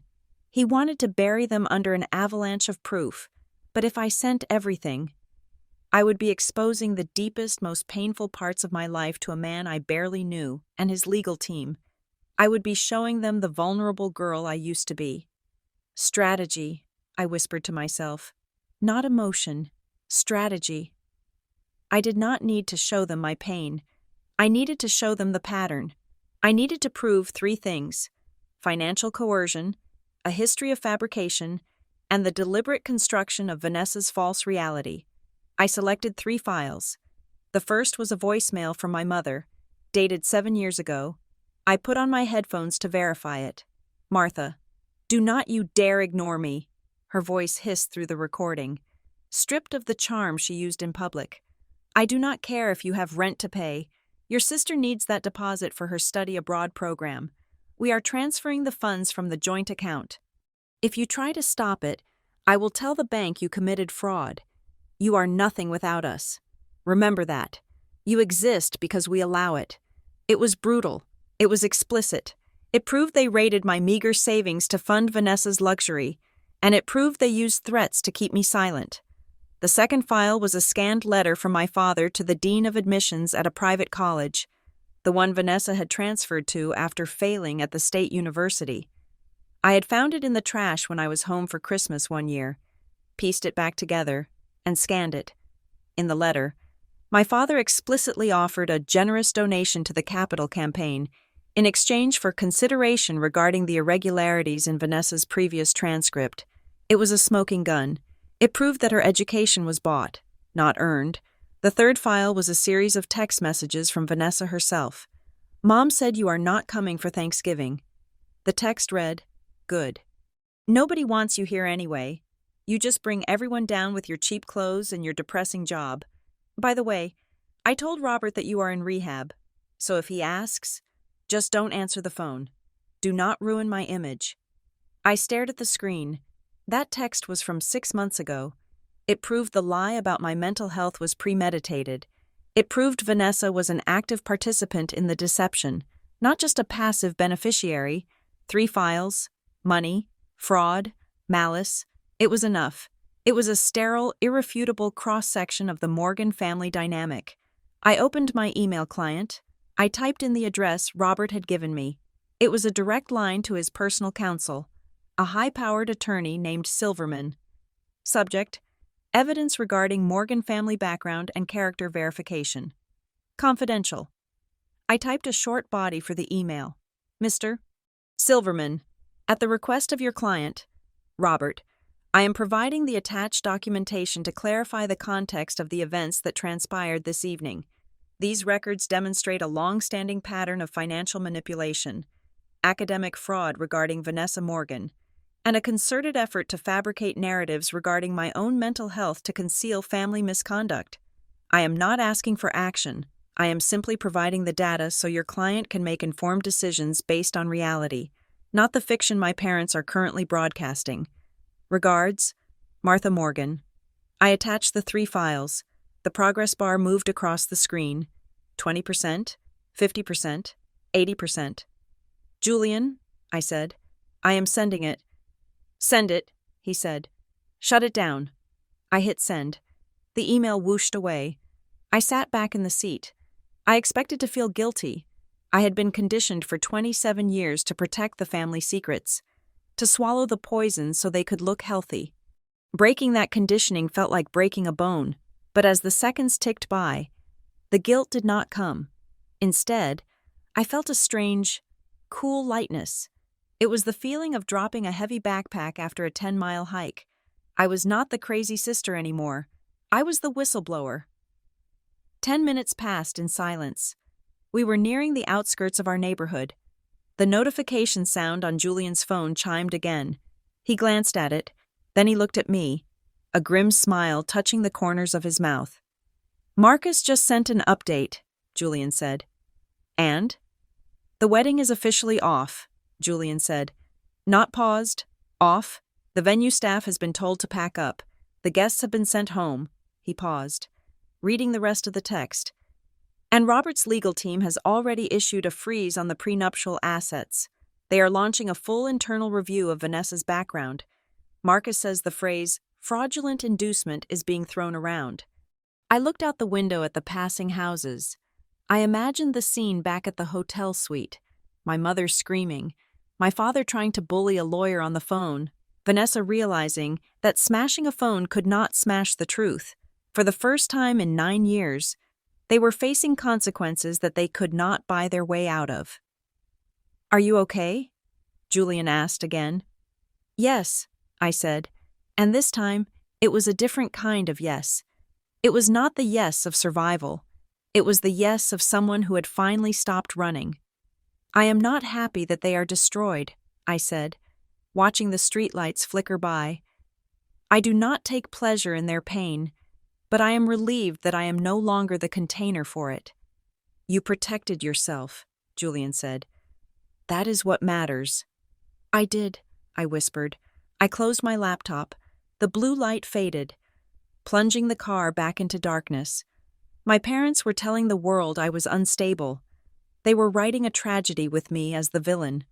But the file I had just sent was a plot twist they never saw coming. I had not just left the wedding, I had left the play. And for the first time in my life. The pen was in my hand. It was 3 days after the disaster in Savannah, and the silence from my phone was heavy.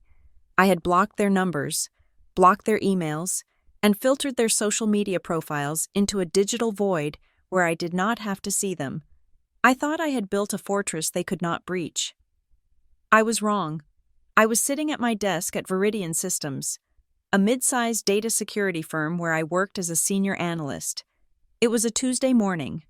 The office was quiet. The hum of servers and the soft clicking of keyboards, the only soundtrack to my day. I was reviewing a quarterly compliance report, losing myself in the comfort of rows and columns, when the intercom on my desk buzzed. It was the receptionist, Sarah. Her voice was tight, pitched an octave higher than usual. "Martha," Sarah said, "there are 2 people here to see you, a Mr. and Mrs. Morgan. They say it is a family emergency." My fingers froze over the keyboard. A cold sensation washed over me. Not fear, but a weary resignation. Of course they came here. They had lost control of the narrative. They had lost control of the groom, and now they were losing control of their image. The only place left to corner me was the one place they thought I would be too embarrassed to cause a scene. "Are they in the lobby?" I asked, keeping my voice even. "Yes," Sarah whispered. "They are quite insistent. Your father is raising his voice. He told the security guard that he demands to see his daughter before something terrible happens." I closed my eyes for a second. The emergency card. It was their favorite trump card. It bypassed logic and social boundaries. "Tell them I will be down in 5 minutes," I said. "Do not let them pass the turnstiles." I hung up. I did not panic. The old Martha, the 17-year-old girl who hid in her room, would have panicked. But I was not her. I was a professional in a building full of witnesses and cameras. I picked up the internal line and dialed extension 402. "Elias," I said when the director of human resources answered, "I have a personal situation unfolding in the lobby. My estranged parents are here causing a disturbance. I'm going to agree to meet with them for 10 minutes to de-escalate. But I need a witness. I need someone in the room to ensure that nothing is misrepresented later." Elias did not ask questions. He knew my work ethic. He knew I was private. "I will meet you in conference room B," he said. "I will bring a notepad." I walked to the elevator. I smoothed my skirt. I checked my reflection in the polished metal doors. I looked calm. I looked like a woman who owned her space. When I reached the lobby, I saw them. They looked older than they had 3 days ago.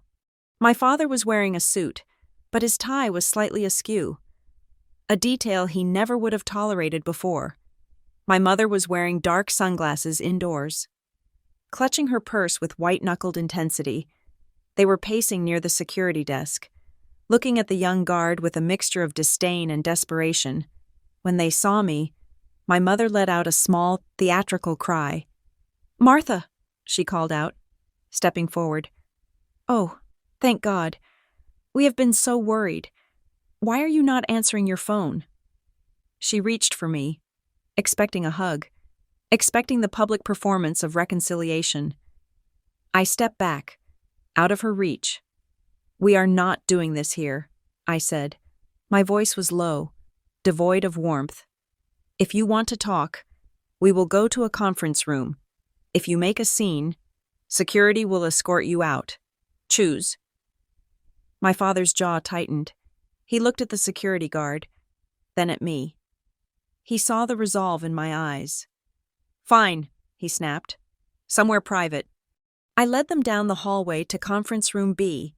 It was a glass-walled room, transparent but soundproof.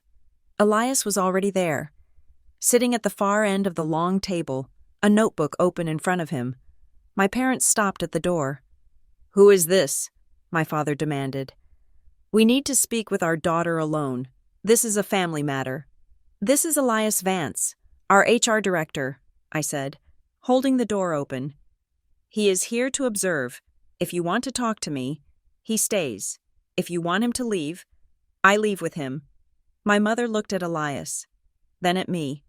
She realized she could not use her usual tactics of gaslighting and emotional manipulation if there was a neutral third party taking notes. But she was desperate. "Fine," she hissed. They entered. I sat on one side of the table. They sat on the other. Elias sat at the head, silent and observant. "Martha," my mother began, her voice shifting instantly into a tone of wounded sweetness. She took off her sunglasses, revealing red-rimmed eyes. "We are family, and sweetheart, please, do not be so cold. We have been trying to reach you because we love you. We are worried about you." I looked at her. I saw the performance. It was a good one. It would have fooled anyone who hadn't lived in her house for 18 years. "You are not here because you are worried about me," I said. "You are here because Robert's lawyers froze the assets and initiated a fraud investigation." My father slammed his hand on the table. "That man is ruining your sister's life, and you helped him. You sent him those lies." "I sent him documents," I corrected. "If the truth ruins her life, then her life was built on a lie." "We raised you better than this," my father shouted, ignoring Elias's scribbling pen. "We gave you a home. We fed you. We clothed you. And this is how you repay us? By stabbing us in the back?" "You did not raise me to be loved," I said. I looked him dead in the eye. "You raised me to be invisible. You raised me to know how to disappear so you could focus on the child you actually wanted. And now that I have disappeared, you are angry that I'm not coming back to save you." "How dare you?" my mother whispered. "We sacrificed for you." "You sacrificed nothing," I said. "You invested in Vanessa. You tolerated me." "We got you through high school," my father yelled. "You would be nothing without us. We put a roof over your head until you were 18 years old." "And you charged me for it," I said. The room went quiet. Elias looked up from his notebook. "What?" my father scoffed. "Do not be ridiculous. You charged me rent, starting the month I turned 18, I said calmly. $300 a month, plus 30% of the utilities, while I was still in high school. "We were teaching you responsibility," my father blustered. "We were teaching you the value of $1. And while you were teaching me the value of $1, I said, you were buying Vanessa a car. You were paying for her cheer camp. You were paying for her tutors." I reached into my bag. I had prepared for this moment. I knew they would come, and I knew they would try to rewrite history. I pulled out a thick manila envelope. I did not slide it across the table gently. I placed it in the center with a heavy thud. "What is this?" my mother asked, eyeing it like it was a bomb. "That," I said, "is a summary.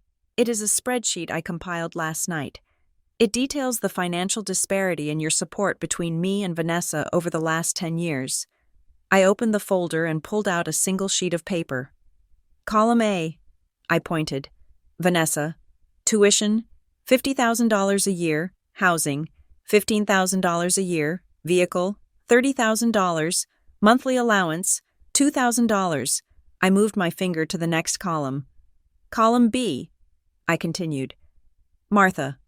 Tuition, 0. Housing, 0. Vehicle, 0. Money taken from me in the form of rent and household contributions, $5,400.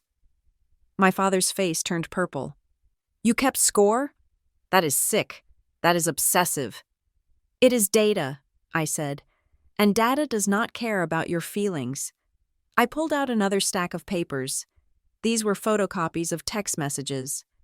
And here, I said, are the messages, the ones where you called me a burden, the ones where you told me I was not smart enough for college, the ones where you told me to stop asking for help because I was draining the family resources.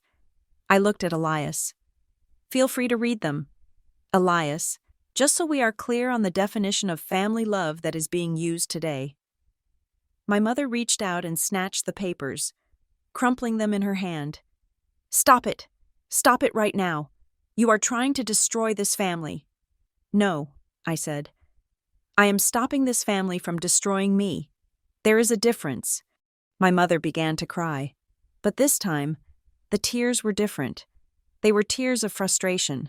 She realized that her usual weapons, guilt, shame, obligation, were useless against a wall of facts.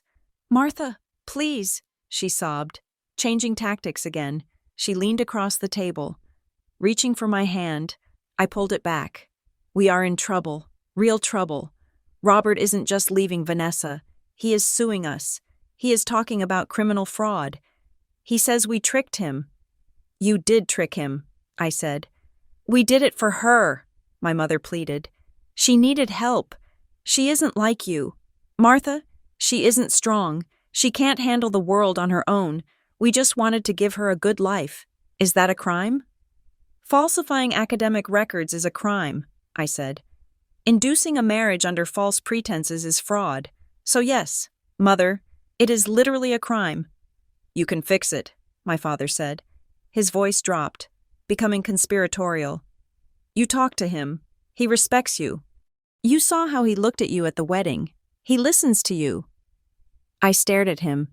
The audacity was breathtaking. You want me, I said slowly, to go to the man whose marriage I just helped expose as a sham, and ask him to forgive the people who scammed him? Tell him it was a misunderstanding, my father urged. Tell him we were just overzealous. Tell him Vanessa loves him. If you vouch for us, he might drop the lawsuit. He might just let us walk away quietly. Why would I do that? I asked. Because we are your parents, my father shouted. Because if you don't, we lose everything. The reputation, the standing in the community. Do you know what people are whispering? Do you know what Mrs. Vanderhoven is saying? I do not care what Mrs. Vanderhoven is saying, I said. And I do not care about your standing. You are vindictive, my mother spat. You are enjoying this. I am not enjoying it, I said. I am indifferent to it. That is what you never understood. I stopped hating you a long time ago. Hate takes energy. I just wanted to be free of you.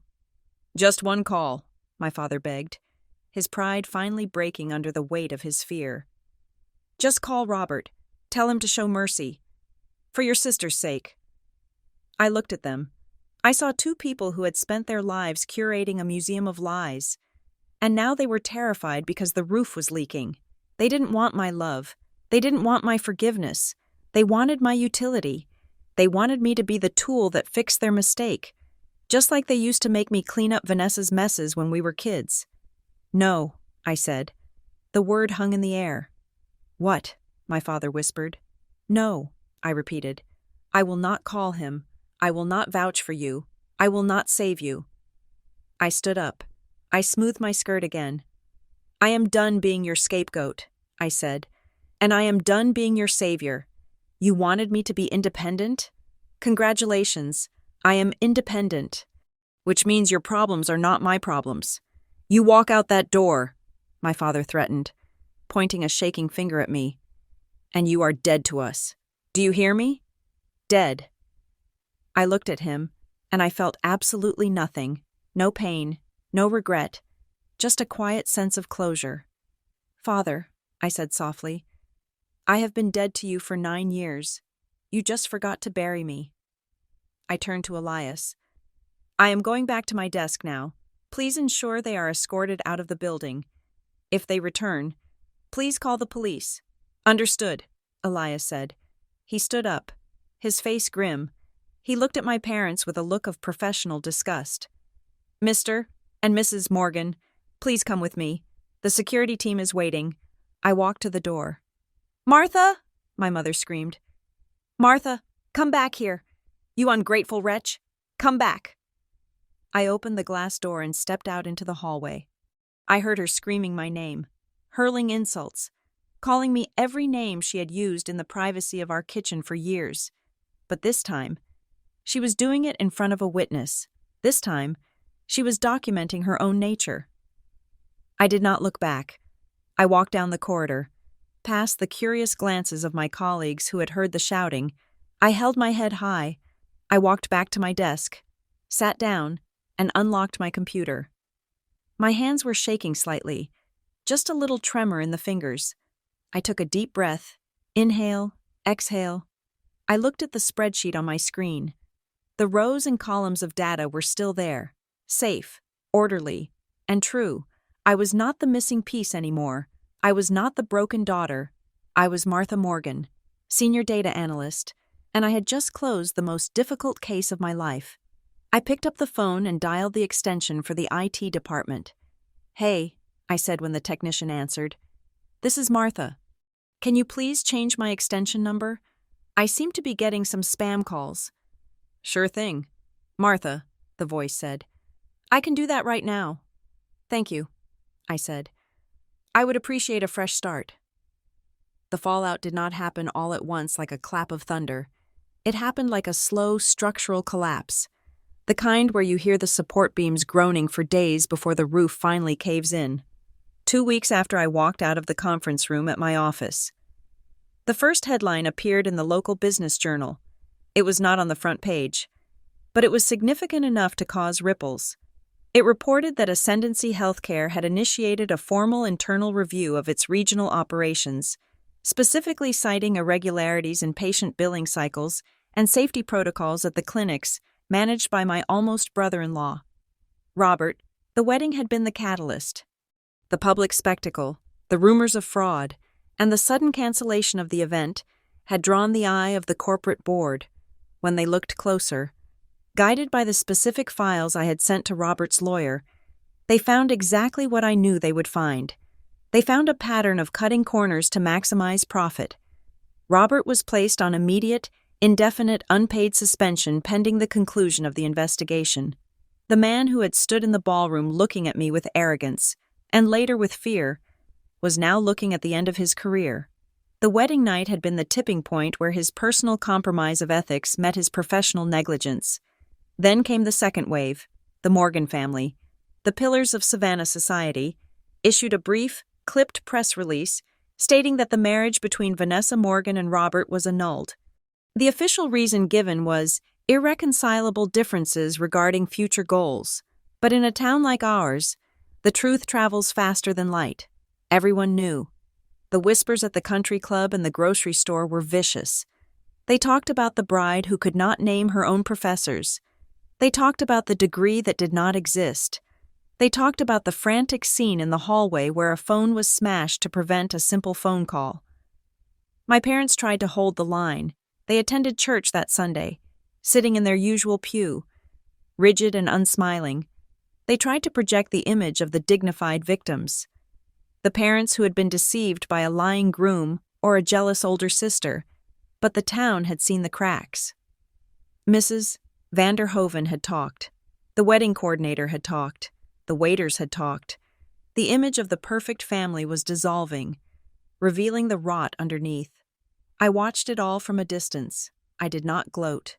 I did not post cryptic status updates on social media. I simply went to work, came home to Julian, and lived my life. I thought it was over. I thought the silence I had imposed on them was final. But desperation has a way of making people deaf to the word no.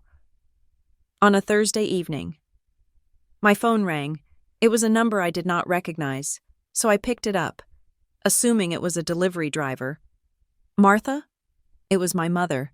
She was calling from a burner phone or a neighbor's line to bypass my block. Her voice was unrecognizable. It lacked the haughty cadence I had known my entire life. It sounded shrill, frantic, and terrified. "Do not hang up," she begged before I could say a word. "Please, you have to listen. It is about Vanessa. I did not hang up, but I did not speak. I just listened to the sound of her breathing on the other end. She is not doing well. Martha, my mother continued, her words tumbling over each other. Robert is suing us. He is suing for the cost of the wedding, for emotional distress, for fraud. He is demanding hundreds of thousands of dollars. We do not have that kind of liquidity right now. The scandal. Investors are pulling out of your father's firm. We are bleeding. I am sorry to hear that, I said. My voice was calm, detached. You can fix this, she said. The plea shifted instantly into a demand, the old reflex kicking in. You are the only one who can fix this. You have the records. You can tell Robert that it was a mistake. You can tell him that Vanessa was just confused, that we were just trying to help her. If you tell him that you falsified the data you sent him, he will drop the suit. I almost laughed. It was so absurd, it was tragic. They wanted me to commit perjury. They wanted me to destroy my own professional reputation and admit to a felony I didn't commit, just to save them from the consequences of their own actions. You want me to lie, I stated. You want me to tell a legal team that I fabricated evidence. It is for your sister, my mother screamed, losing her composure.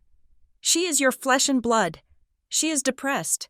She won't come out of her room. Do you want her blood on your hands? Her blood is not on my hands, I said. And neither is her fraud. You built a fake life for her, Mother, and now you are angry that reality has finally moved in. We did it for the family, she wailed. We did everything for the family name. No, I said. You did it for your ego. I was about to hang up when a notification chimed on my laptop, which was open on the kitchen counter. It was an email. The subject line made me freeze. Subject: The Trust Fund. A clarification. The sender was Arthur, my cousin Arthur, the drunk my father had dismissed at the wedding, the man who worked in the registrar's office years ago. Hold on, I said to my mother. I opened the email. There was a PDF attachment. It was a scanned document, yellowed with age, dated 12 years ago. I clicked on it. It was a legal document establishing a charitable trust. The name at the top of the page was printed in bold, formal letters. The Martha Morgan Academic Excellence Fund. I read the text. My heart started to hammer against my ribs. According to the document, my parents had established a college fund in my name when I was 15. It was set up to support the educational aspirations of our gifted daughter, according to the mission statement. The document showed that they had solicited donations from local businesses and community leaders, using my high grades and my acceptance into the Honor Society as the bait. They had collected over $40,000 from the community under the guise of supporting my future. I scrolled down. There were withdrawal records. The dates coincided perfectly with the weeks following my departure from home. The money had not been used for my tuition. It had not been saved for me. The funds had been liquidated and transferred to a separate account named the Vanessa Morgan Development Trust. They had used my name, my grades, and my hard work to raise money from the town, pretending to be supportive parents. And then, the moment I left, they had stolen it. They had stolen the money that was legally intended for my education and used it to buy Vanessa her laptop, her car, and her fake degree.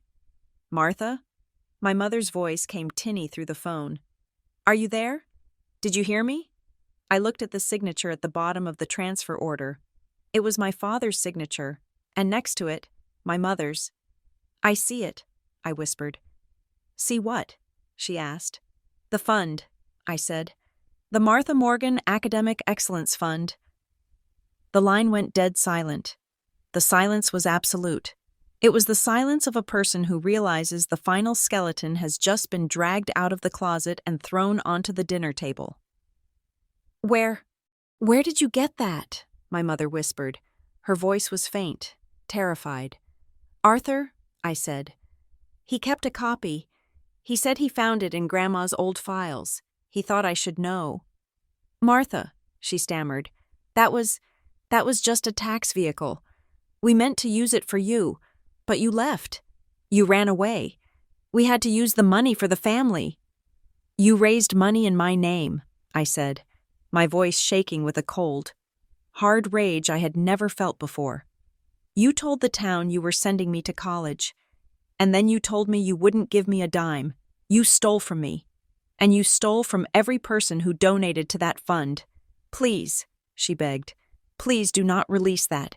If that gets out, the fraud, the tax implications, your father could go to jail. We could lose the house." "You should have thought of that before you forged the transfer," I said. "We are your parents," she shrieked. "You owe us." "I owe you nothing," I said. "But I think you owe the IRS quite a bit." I hung up the phone.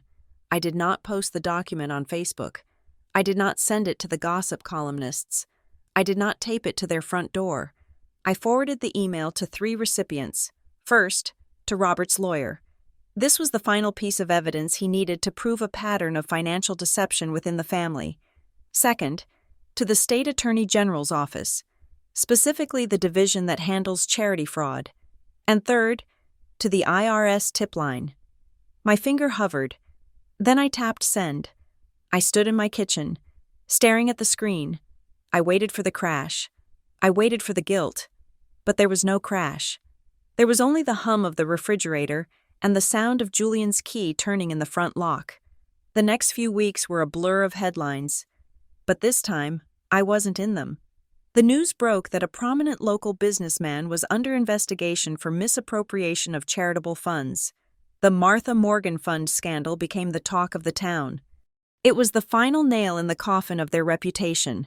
The people who had donated, the local baker, the mechanic, the neighbors, were furious. They realized they had been conned. They realized that the bad daughter narrative was a cover for a theft. My parents lost their social standing overnight. The invitations stopped coming. The board memberships were revoked. They were pariahs in the very kingdom they had sacrificed their children to build. My father avoided jail time by pleading no contest and paying massive restitution and fines that decimated their savings. They had to sell the big house with the columns. They moved into a small condo on the edge of town, the kind of place they used to look down on. Vanessa moved with them. She had no degree, no husband, and no skills. She was back in her childhood bedroom, trapped in the web she had helped spin. I did not go to see them. I did not drive past their new condo to gloat. I simply let them be. They were no longer the giants who controlled my sky. They were just 2 sad, corrupt people who had loved an image more than they loved their children. One evening, about a month after the dust had settled, I was sitting on the back porch of our house. The sun was setting, casting long shadows across the grass. Julian was inside making dinner. I could smell garlic and roasting rosemary. I had a notebook in my lap. It wasn't the black composition notebook I had kept when I was 17. It was a new one, leather-bound and clean. I uncapped my pen and wrote a letter. Not to my parents, not to Vanessa, but to the girl I used to be. Dear Martha, you are 17 years old, and you are sitting in the dark, counting crumpled dollar bills and wondering what is wrong with you. You are wondering why you are not enough. You are wondering why you are the piece that does not fit. I am writing to tell you that there is nothing wrong with you. You are not lacking. You are just misplaced. You are a rose planted in concrete, wondering why you cannot bloom. It is not the flower's fault. They told you that independence was a punishment. They were lying. Independence is the greatest gift they ever accidentally gave you, because they forced you to walk away. You learned how to walk on your own. You built muscles they will never have. You built a life that is real. You think you are alone, but you are not.